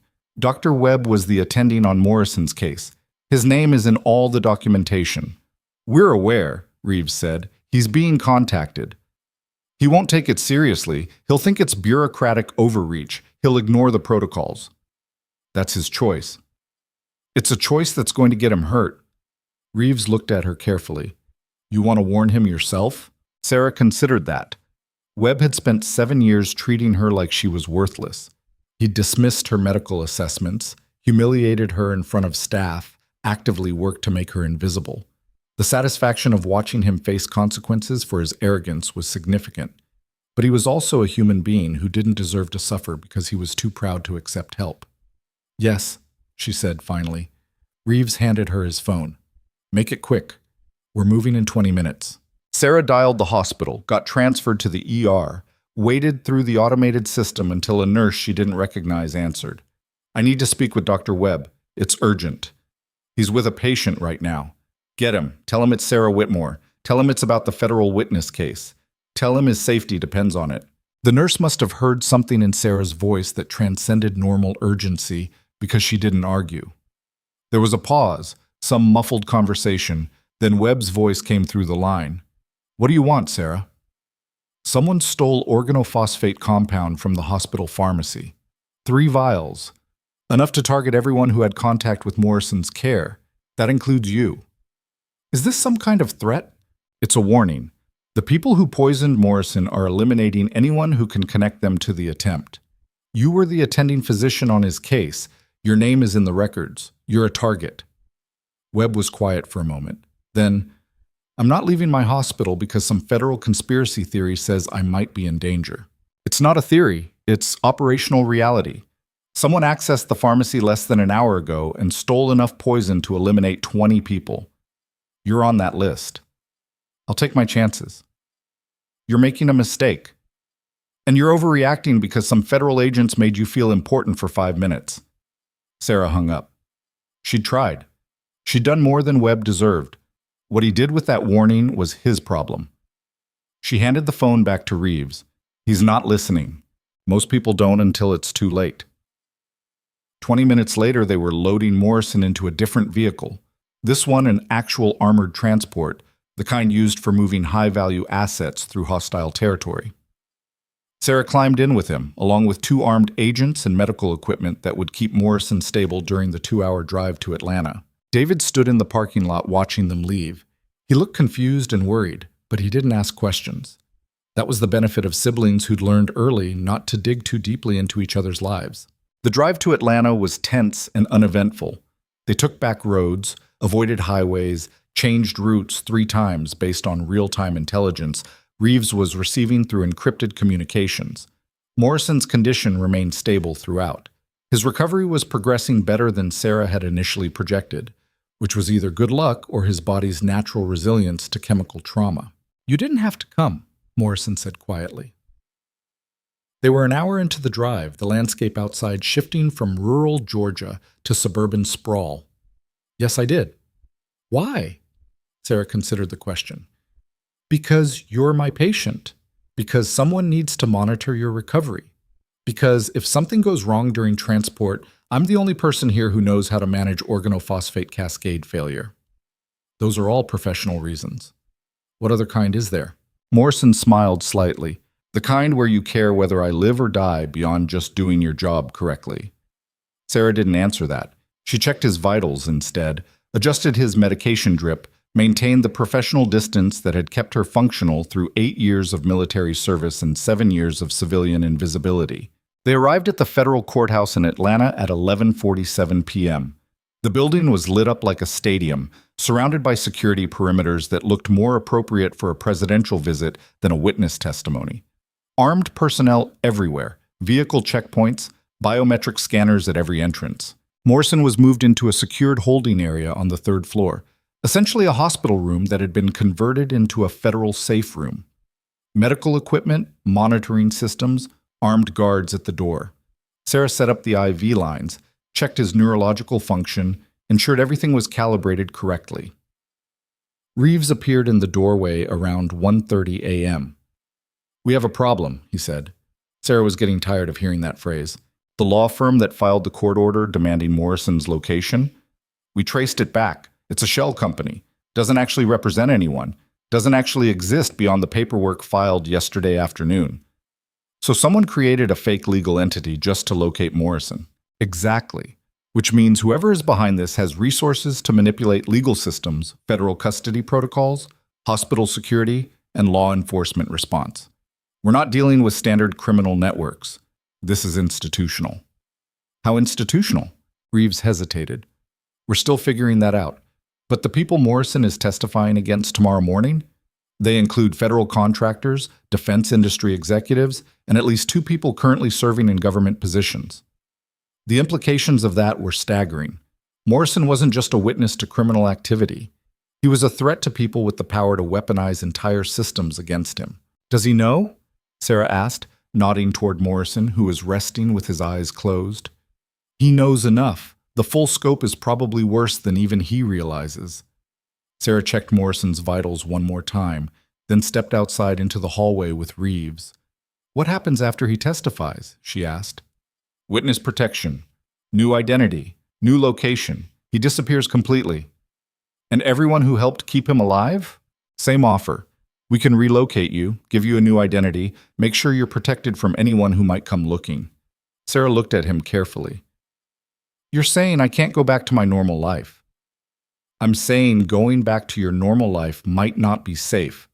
The people behind this don't leave loose ends. You're a loose end." "I've been a loose end my entire career. I'm used to it." Reeves almost smiled. "That's the kind of attitude that keeps people alive or gets them eliminated. I'm not sure which yet." The hours between 2 a.m. and dawn were the longest Sarah had experienced since Kandahar. She stayed in Morrison's room, monitoring his condition, watching the night shift slowly toward morning. Her body was running on fumes and adrenaline. She'd been awake for 38 hours. Her hands were steady, but her mind was beginning to feel like it was operating through fog. Morrison woke around 5:30 a.m. "Big day," he said quietly. "You ready?" "No, but I'm doing it anyway." Sarah understood that. She'd felt the same way stepping into combat zones, knowing the mission was necessary but terrifying, knowing you'd do it anyway because the alternative was worse. At 7 a.m., Reeves' team began final preparations. Morrison was briefed on testimony protocols, on security procedures, on what to expect when cameras went live. Sarah stayed in the background, checking his vitals periodically, ensuring the stress wasn't triggering physiological responses that would compromise his recovery. At 8:30 a.m., they moved Morrison to the courthouse chamber where the testimony would take place. The room was filled with cameras, reporters, federal officials, and armed security. Morrison sat at a table facing the cameras, looking small and exhausted but determined. Sarah watched from the side of the room, standing near the medical equipment they'd brought in case he had a relapse. At 9 a.m., the testimony began. Morrison spoke clearly, methodically, laying out everything he knew. Names, dates, transactions, conspiracy details that implicated defense contractors in fraud schemes worth hundreds of millions of dollars. He described how federal witnesses in the case had been systematically eliminated, how protective custody had been compromised, how he'd been poisoned and dumped in a parking garage as part of a coordinated attempt to silence him before he could testify. The room was absolutely silent except for Morrison's voice and the sound of cameras recording every word. Sarah watched the faces of the people in the room. Federal prosecutors taking notes, reporters recording the kind of story that would dominate news cycles for weeks, security personnel maintaining their positions but clearly absorbing the magnitude of what was being said. Morrison testified for 93 minutes without stopping. When he finished, the room erupted into questions from reporters. Reeves stepped forward and shut it down immediately, citing security protocols and witness protection requirements. Morrison was escorted out of the chamber and back to the secured room on the third floor. Sarah was checking his vitals when Reeves came in with a tablet, his face unreadable. "It's already trending," he said, showing her the screen. News outlets were running Morrison's testimony live. Social media was exploding with reactions. The names he'd mentioned were being searched, investigated, reported on. The conspiracy he'd exposed was becoming public knowledge faster than anyone could contain it. "What happens now?" Morrison asked. "Now we wait," Reeves said. "The people you just implicated are going to scramble. Some will lawyer up. Some will run. Some will try to discredit you. But the information is out there. You can't unpublish it." Morrison leaned back against the hospital bed, exhaustion written across his face. "So I'm either a hero or a target for the rest of my life." "Or both," Reeves said. The first arrest came at 11:34 a.m. Federal agents took a defense contractor executive into custody at his office in Arlington, Virginia. The footage played on every news channel. A man in an expensive suit being walked out of a glass building in handcuffs while reporters shouted questions he didn't answer. The second arrest followed 22 minutes later, then a third, then a fourth. By early afternoon, 7 people Morrison had named in his testimony were either in federal custody or being actively sought by law enforcement. The story was dominating every news cycle. Congressional committees were announcing investigations. The Attorney General was giving a press conference about corruption in federal contracting. Morrison watched it all from his hospital bed with an expression that suggested he couldn't quite believe any of this was real. "They're actually going to face consequences," he said quietly. "Some of them," Reeves replied. "The ones we can prove committed crimes, the ones who left evidence, the ones who weren't careful enough." "What about the ones who were careful?" "They'll fight this in court for years. Some will win, some will lose. But none of them will ever have the kind of power they had yesterday. That's something." Sarah's phone rang. She didn't recognize the number, but something made her answer it anyway. "Sarah Whitmore?" a voice said. "Who is this?"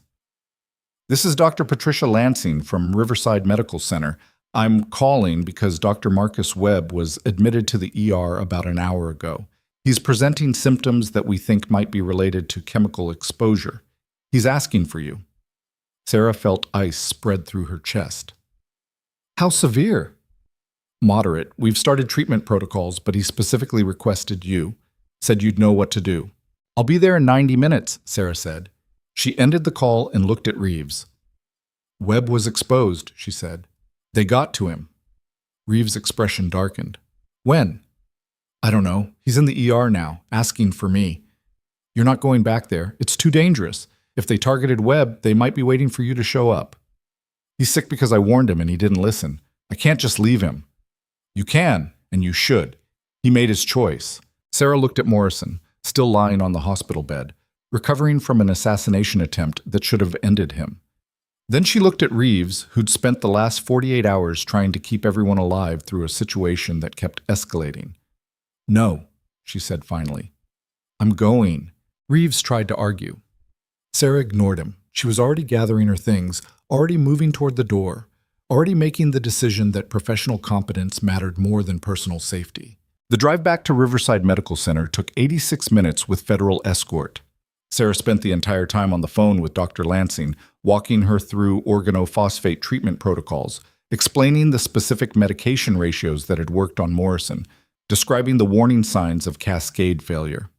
When she arrived at the hospital, Webb was in the same trauma bay where Morrison had nearly died 2 days earlier. The irony wasn't lost on anyone. Webb looked bad. His skin had a grayish quality. His breathing was labored. His pupils were sluggish. The monitoring equipment showed vitals that were concerning but not critical. Dr. Lansing stepped back immediately when Sarah entered. "We've tried everything in the standard protocols. He's not responding the way we'd expect." Sarah moved to Webb's bedside. She checked his eyes, his reflexes, his respiratory pattern. The presentation was consistent with organophosphate exposure, but something was different. The progression was slower. The neurological symptoms were less severe than Morrison's had been. "Lower concentration," Sarah said. "Whoever exposed him used a diluted dose, probably delivered through something he touched repeatedly throughout the day. Door handle, coffee cup, keyboard."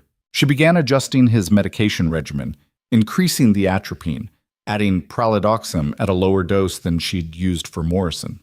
Webb's eyes tracked her movements, barely conscious, but aware enough to recognize her. "Sarah," he whispered, "don't talk. Save your energy." "I should have listened." "Yes, you should have." His breathing was evening out slightly as the medication began working. The immediate crisis was passing, but he'd need monitoring for the next 48 hours to ensure there was no relapse. "Why did you come?" he asked. Sarah didn't answer immediately. She was adjusting the IV drip, checking the flow rate, ensuring everything was calibrated correctly. "Because you're a patient," she said finally. "And patients don't deserve to suffer just because they're stubborn." Webb's eyes closed. Whether from exhaustion or shame, Sarah couldn't tell. Dr. Lansing approached quietly. "Thank you. We couldn't have stabilized him without your guidance." "You would have figured it out eventually." "Maybe, but he might not have had that time." Sarah stayed with Webb for another 2 hours, monitoring his recovery, ensuring the treatment was working. Around 6 p.m., Reeves called. "We have a development," he said. "One of the people Morrison named in his testimony just tried to flee the country. Federal agents stopped him at a private airfield outside Charlotte. He was carrying documents, hard drives, and what looks like a full accounting of the entire conspiracy." "He's cooperating?" "He's negotiating. But it looks like we're about to get confirmation of everything Morrison testified to, plus additional evidence we didn't know existed." Sarah felt something in her chest loosen slightly. "So it's over?" "Not over, but breaking.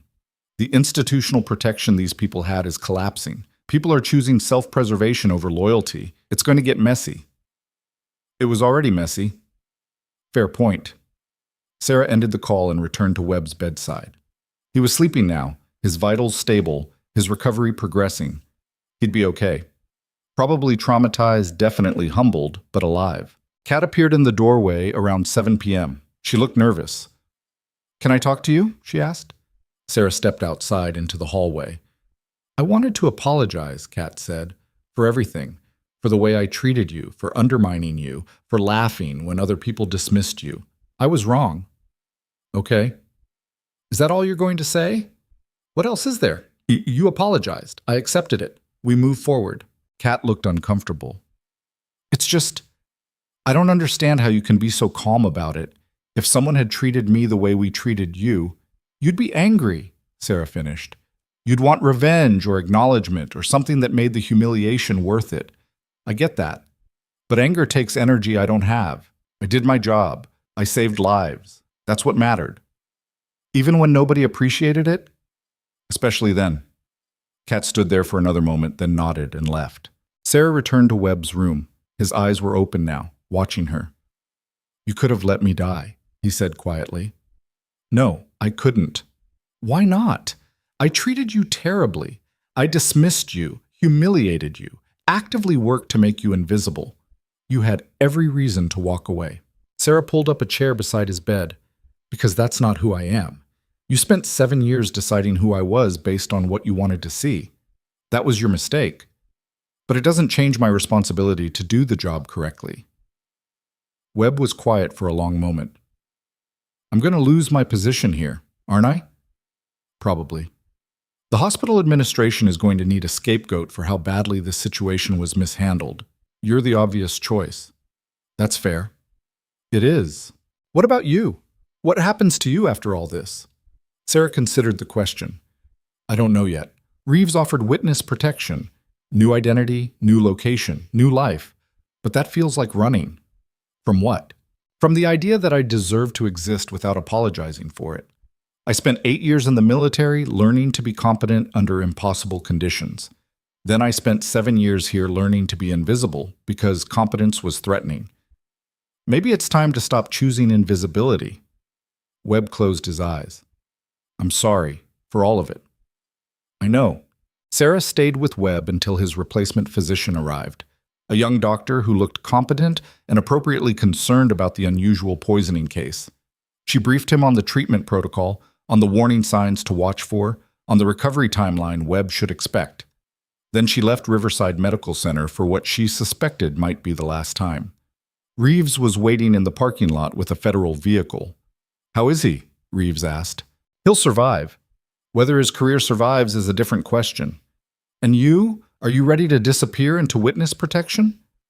Sarah looked back at the hospital, the building where she'd spent 7 years being treated like she didn't matter, where she'd saved lives nobody acknowledged, where she'd become so invisible that people forgot she was even there. No, she said finally. I'm not running, I'm not hiding, I did nothing wrong. I saved lives. If someone wants to come after me for that, let them try. Reeves smiled slightly. That's either very brave or very stupid. Probably both. They drove back to Atlanta in silence. Morrison was being processed for witness protection. New identity, new location, new everything. Sarah would probably never see him again. That was the cost of survival in situations like this. When they arrived at the federal building, Reeves walked her inside to a conference room where several people in suits were waiting. Miss Whitmore, one of them said, we need to debrief you on everything that happened over the last 72 hours. Sarah sat down. Where do you want me to start? At the beginning, when the patient first arrived. Sarah told them everything. The initial misdiagnosis, Webb's dismissal of her assessment, the federal intervention, the testimony, the stolen organophosphate, Webb's exposure, every detail, every conversation, every decision point. The debriefing lasted 4 hours. When it was finally over, one of the suited individuals handed her a folder. This is a federal contract offer, medical consultant position. You'd be working with our protective custody medical division, training personnel on chemical exposure protocols, developing better assessment procedures for unusual poisoning cases. The salary is competitive. The work is classified. And you'd be doing exactly what you did over the last 3 days, except officially. Sarah opened the folder. The numbers were significantly higher than her hospital salary. The job description read like it had been written specifically for her skill set. I need to think about it, she said. Take your time. We'll need an answer within 2 weeks. Sarah left the federal building around midnight. Reeves walked her to her car. What are you going to do? He asked. I don't know yet. Part of me wants to take the job. Part of me wants to go back to Riverside and finish what I started there. The hospital fired you 3 hours ago. Sarah stopped walking. What? Hospital administration terminated your employment this afternoon. Cited security concerns and disruption of normal operations. They're claiming your involvement in the federal case created an unsafe environment for staff and patients. Sarah felt something cold settle in her stomach. So they blame me. They blamed everyone they could. Webb's on administrative leave pending investigation. Several administrators are being questioned about how hospital security was breached. But yes, you were the easiest target to remove. Sarah stood in the parking lot, looking up at the Atlanta skyline, processing the fact that she'd just lost the job she'd held for 7 years. The job where she'd been invisible and undervalued, but at least employed. Well, she said finally, I guess that makes the decision easier. Reeves handed her a business card. When you're ready to accept the federal position, call that number. Someone will be waiting. He left her standing alone in the parking lot. Sarah got in her car and drove home to her small apartment in Decatur, the place she'd lived for 7 years without decorating much because she'd never planned to stay long, the place that now felt temporary in a completely different way. She made coffee. She sat on her couch. She stared at the federal contract offer and thought about what came next. Her phone rang around 2 a.m. Unknown number. She almost didn't answer, but something made her pick up. "Miss Whitmore?" a voice said.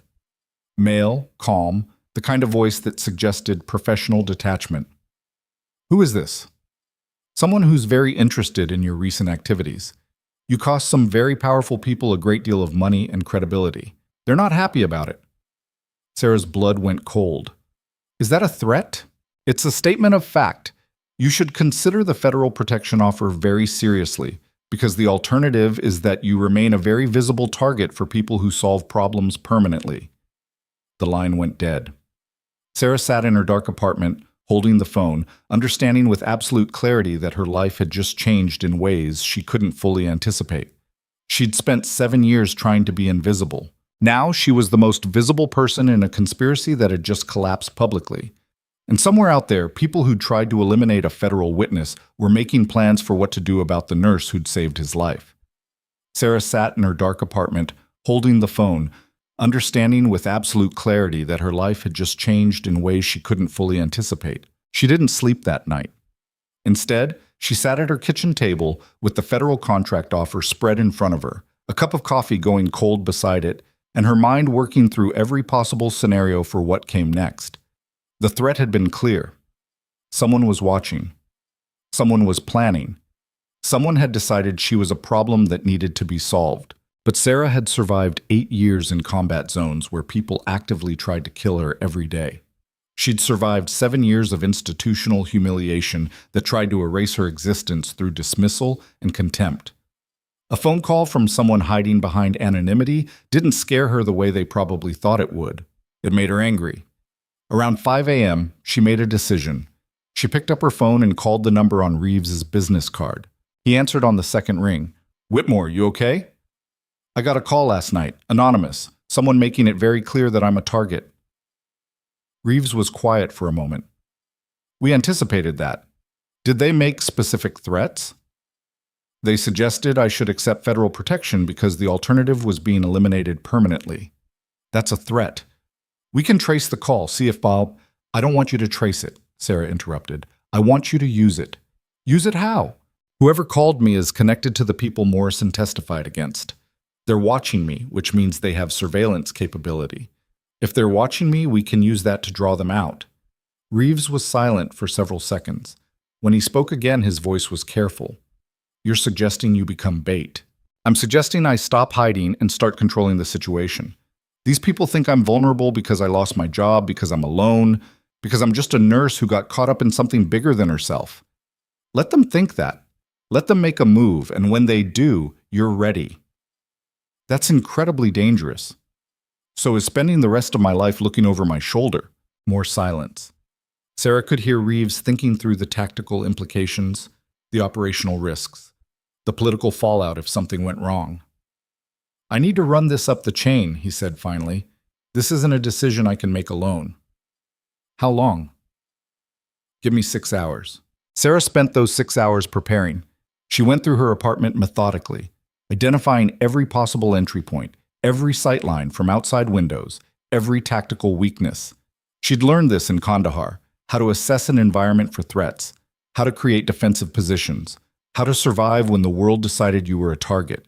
Her phone rang at 11:23 a.m. "We're authorized," Reeves said, "but with conditions. Full surveillance team watching your location 24 hours. Panic button that connects directly to tactical response. And you follow every security protocol we establish without argument." "Agreed." "I'm serious, Whitmore. If you deviate from the plan, if you take unnecessary risks, we pull you out immediately." "I understand." "Do you?" "Because the people we're dealing with have already poisoned 2 people, compromised federal custody, and stolen enough organophosphate to eliminate everyone connected to this case. They're not going to make mistakes just because you're ready for them." "Neither am I." Reeves arrived at her apartment 3 hours later with a team of technicians who installed surveillance equipment so sophisticated Sarah couldn't identify half of it. Cameras, motion sensors, audio monitoring, wireless panic systems. They turned her small apartment into a federal observation post. "We'll be watching," Reeves said as his team finished the installation. "Anything unusual? Anyone approaches you? Any contact that feels wrong? You signal us immediately." What if nothing happens? What if they're too careful to make a move? Then we've wasted resources on a trap that didn't spring. But at least you're alive. That night, Sarah went about her normal routine. She made dinner, she watched television. She pretended the surveillance equipment didn't exist and that armed federal agents weren't monitoring her every movement from a van parked 3 blocks away. Nothing happened. The second day was the same. Sarah went to the grocery store, bought coffee, came home. The federal surveillance team reported no unusual activity, no suspicious vehicles, no attempts at contact. On the third day, Sarah received a call from Riverside Medical Center. The hospital administrator's voice was clipped and professional. "Miss Whitmore, we need you to come in and clear out your locker. You have personal items that need to be removed from hospital property." "I can pick them up any time. Just leave them at the front desk." Hospital policy requires that terminated employees remove their own belongings under supervision. It's a security protocol. Sarah felt something cold move through her chest. "When?" "This evening, 7 p.m. The administrative wing will be empty, so we can process this quickly without disruption to current staff." The call ended. Sarah immediately called Reeves. "That's a setup," he said the moment she explained the call. "Empty building, evening hours, isolated location. They're creating the exact conditions for an ambush." "So we use it." "Absolutely not. You're not walking into an obvious trap just to what? Prove they're serious? We already know they're serious. This is our chance to catch them in the act. Or it's their chance to eliminate you in a controlled environment where they've had days to prepare. Then prepare better. Put your team in position. Monitor every entrance. Control the situation before I even arrive." Reeves was quiet for a long moment. "If we do this, you follow my lead completely. No improvisation, no heroics. You go in, you clear out your locker under our surveillance, and at the first sign of trouble, you extract immediately." Agreed. That evening, Sarah drove to Riverside Medical Center with a 3-car federal escort maintaining tactical distance. She could see them in her mirrors, professional, careful, ready to intervene the moment something went wrong. The hospital parking lot was nearly empty when she arrived. Most of the staff had gone home. The evening shift was handling patient care in the main building. The administrative wing was dark except for a single light in the HR department. Sarah walked through the employee entrance. The hallways were quiet, her footsteps echoing on the linoleum she'd walked thousands of times over 7 years. Her locker was in the nurses' station on the second floor. She took the stairs, her senses heightened, aware of every sound, every shadow, every potential threat. The nurses' station was empty.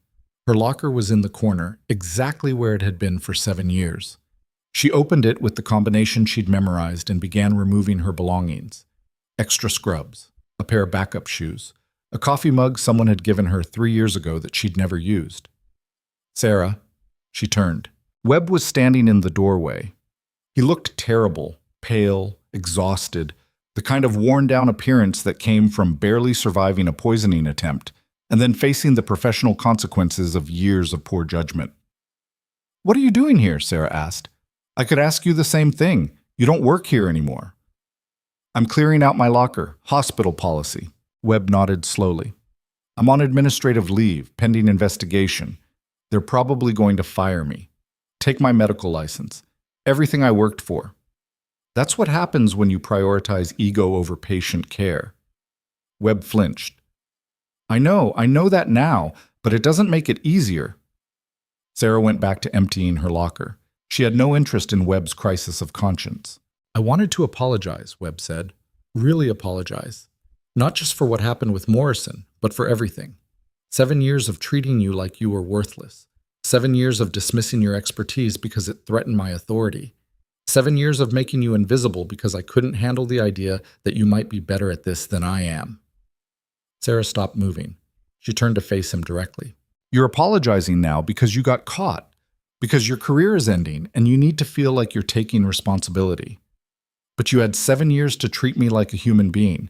7 years to read my personnel file and understand who I actually was. 7 years to listen when I made medical assessments that could have saved lives. You chose not to. Every single day, you chose not to. So no, I don't accept your apology. I don't think you've earned it. Webb looked like she'd struck him physically. What do I have to do to earn it? Stop making this about you. Stop treating apologies like transactions where you say the right words and everything's forgiven. You hurt people. You endangered patients. You created a work environment where competence was punished and obedience was rewarded. Those are choices you made. Own them. Learn from them. Do better.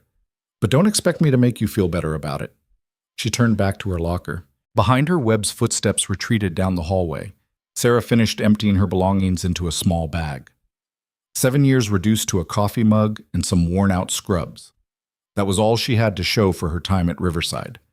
She was walking toward the stairs when the lights went out. Complete darkness. Emergency lighting should have kicked in immediately, but nothing happened. The hallway was black. Sarah's military training took over instantly. She dropped the bag, moved against the wall, controlled her breathing.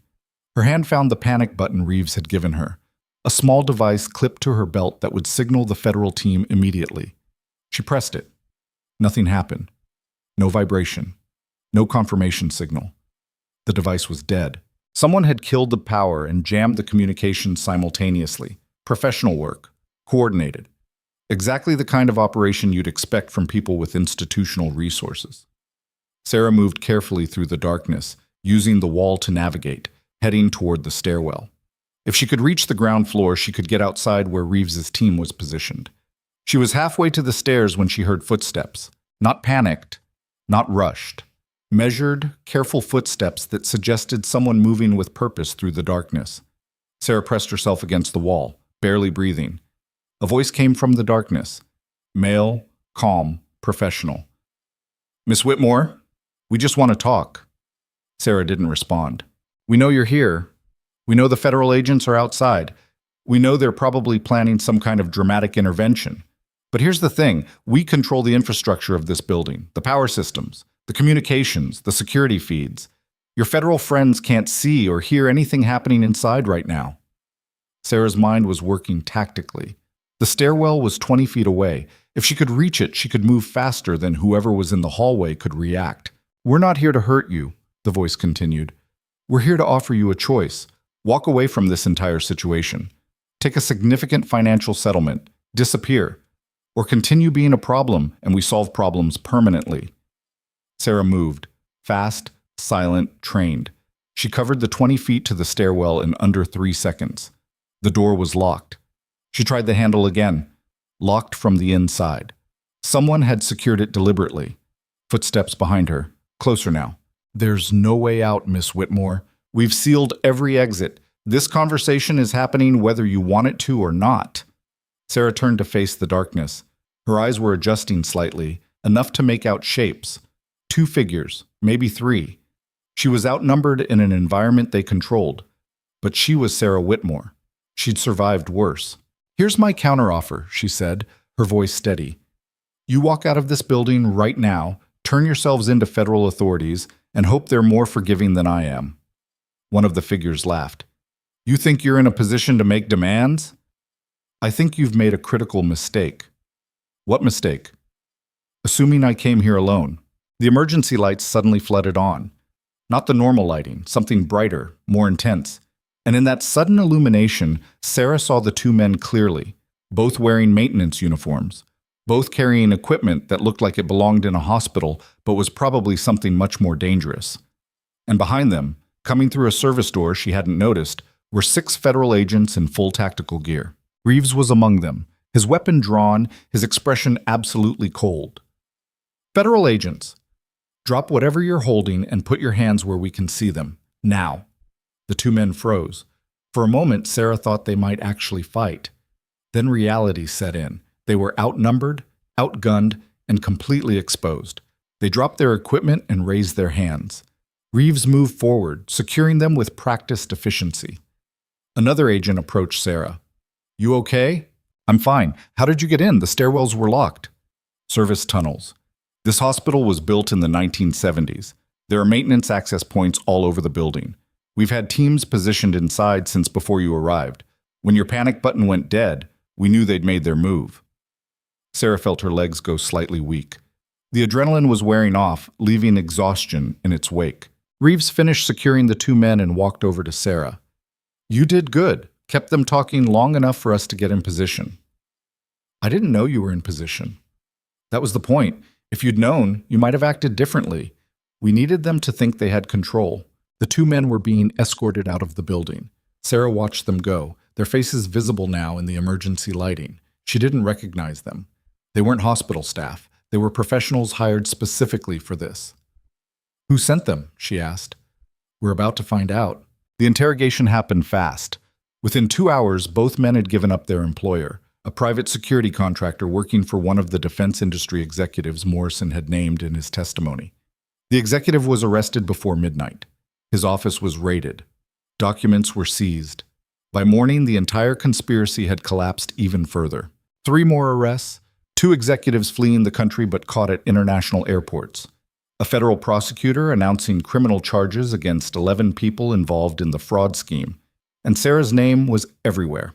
News outlets were running stories about the nurse who'd recognized nerve agent poisoning, saved a federal witness, and helped expose a multi-million-dollar corruption conspiracy.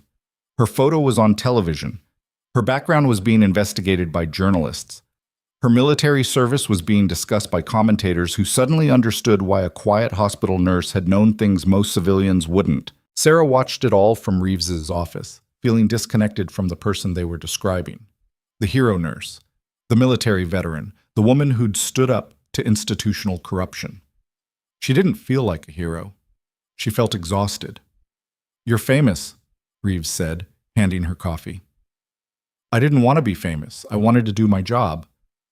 Sometimes those things are the same. Sarah took the coffee. What happens now? Now you make a choice.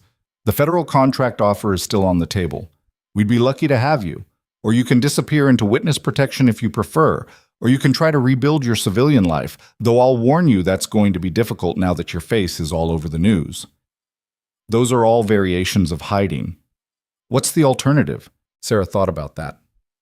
7 years of being invisible at Riverside. 8 years before that of being told to follow orders and not ask questions. Her entire adult life had been about making herself smaller, quieter, less threatening to people who couldn't handle competence that didn't come with credentials they recognized. I want to teach, she said finally.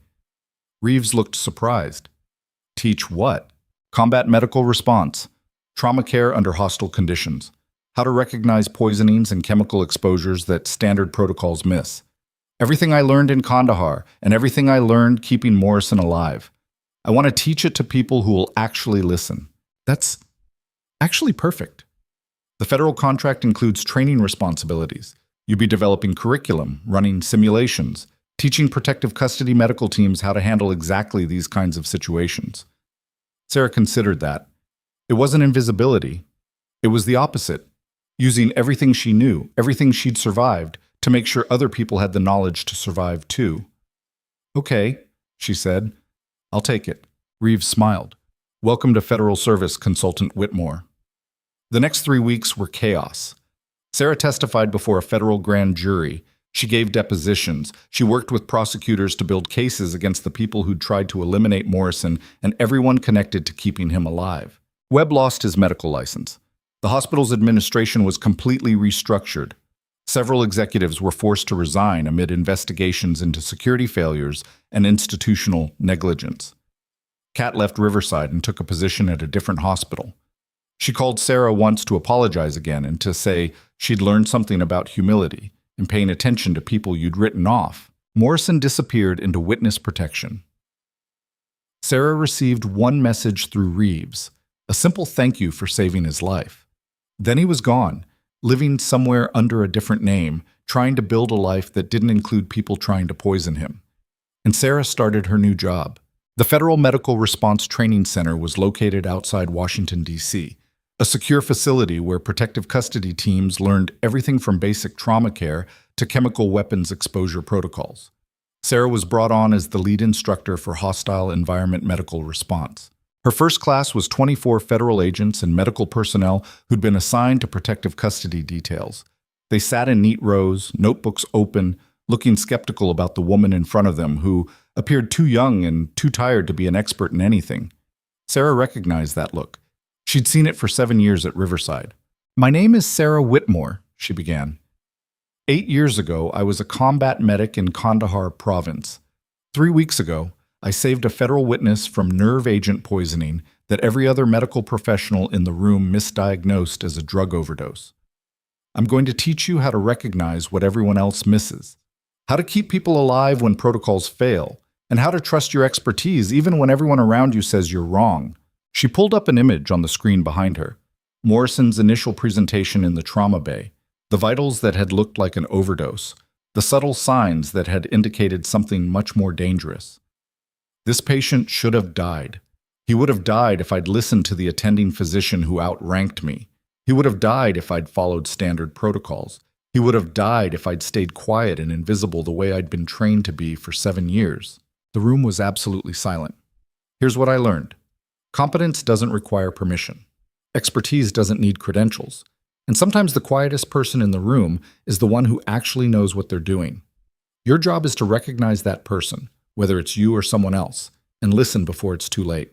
She spent the next 6 hours teaching them everything she knew: how to assess unusual poisonings, how to recognize chemical weapons exposure, how to manage trauma when standard protocols didn't apply, how to trust yourself when institutional authority tried to override medical reality. The class asked questions, real questions, smart questions, questions that suggested they understood the stakes and wanted to learn. Sarah felt something shift inside her. This was what she'd been looking for, not invisibility, not validation from people who'd never respected her anyway. Purpose. The ability to pass on knowledge that would keep people alive. After class, a young agent approached her. "Ma'am, I just wanted to say, that was incredible. I've been in protective custody for 3 years, and nobody's ever explained this stuff the way you just did." "What's your name?" "Agent Lisa Tran." "You have questions about anything specific, Tran?" "All of it. I want to know everything you know," Sarah smiled. "Then stick around. We're just getting started." 3 months into her new position, Sarah received a call from an unexpected source. The voice on the other end was familiar but uncertain. "Miss Whitmore? This is Dr. Patricia Lansing from Riverside Medical Center. I remember you helped with Webb's treatment." "Yes. I'm calling because the hospital is undergoing major changes. New administration, new protocols, complete restructuring of how we handle emergency cases. They've asked me to head the new trauma division, and I wanted to extend an offer."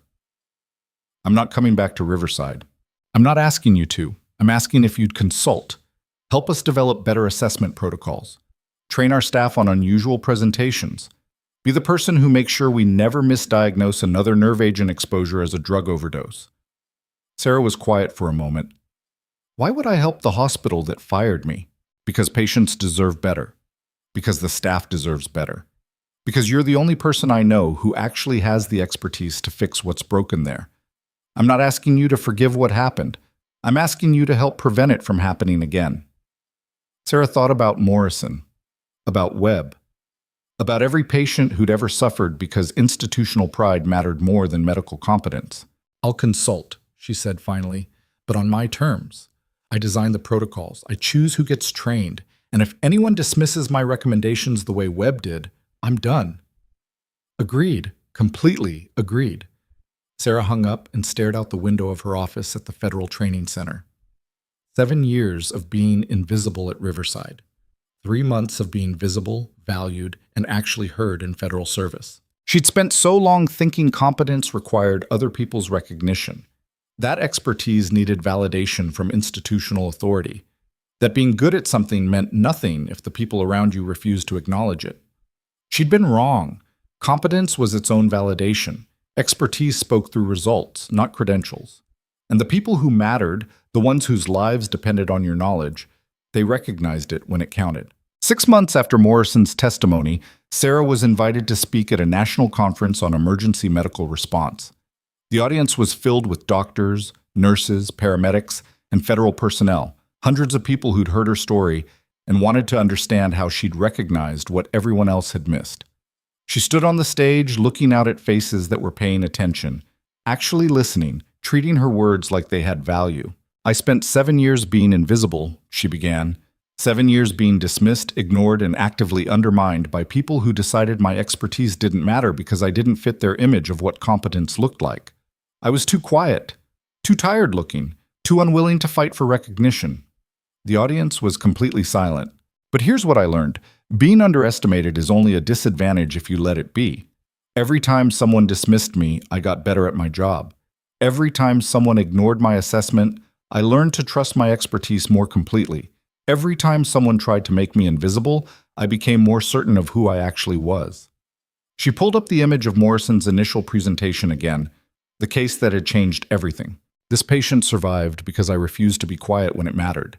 Not because I was brave, not because I was trying to prove something, but because competence requires you to act even when nobody believes you, especially when nobody believes you. Sarah looked directly at the audience. If you're the quietest person in your workplace, if you're the one people dismiss or talk over or ignore, pay attention. Because you might be the only one actually seeing what's happening. And someday, someone's life is going to depend on whether you trust yourself enough to speak up. The applause started before she finished her last sentence. It wasn't polite conference applause. It was genuine, sustained, the kind of response that suggested her words had landed exactly where they needed to. Sarah stepped off the stage and was immediately surrounded by people wanting to talk, to ask questions, to tell her about their own experiences being underestimated and dismissed. A young nurse approached, her eyes red like she'd been crying. "Thank you," she said quietly. "I've been working in an ER for 2 years, and nobody listens to me. I thought it was my fault. I thought I wasn't good enough." "You're probably better than they realize," Sarah said. "Keep showing up. Keep doing the work. Eventually, they'll figure it out. And if they don't, find people who will." The nurse nodded and walked away looking slightly less defeated. Sarah spent the rest of the evening talking to people who'd lived variations of her story. People who'd been dismissed because they were too young, too female, too quiet, too different from what institutional medicine expected expertise to look like. And she told every single one of them the same thing: your competence doesn't require anyone else's permission. 1 year after Morrison's testimony, Sarah received a letter. It was postmarked from an undisclosed location, forwarded through federal channels. Inside was a single handwritten note. "I'm alive because you trusted yourself when nobody else did. I'm building a life because you refused to let me become another victim of a system that values procedure over people. Thank you for seeing what everyone else missed. Thank you for being exactly who you are. SM." Sarah kept the letter on her desk at the training center. On difficult days, when she was tired or doubted whether any of this mattered, she'd look at it and remember why she'd chosen this path. Competence wasn't about being recognized. It was about doing the work correctly even when nobody was watching. It was about trusting your expertise even when everyone dismissed it. It was about showing up, being present, and refusing to let institutional failure become your personal limitation. Sarah had spent 7 years being invisible at Riverside Medical Center. Then she'd spent 3 days proving that quiet strength was more powerful than loud authority. And now she spent her days teaching other people that being underestimated was only the beginning of the story, not the end. The quiet nurse they'd mocked had become the person everyone listened to, not because she'd fought for recognition, but because she'd never stopped being exactly who she was, even when the world tried to convince her she was nobody. And in the end, that was the only validation that mattered.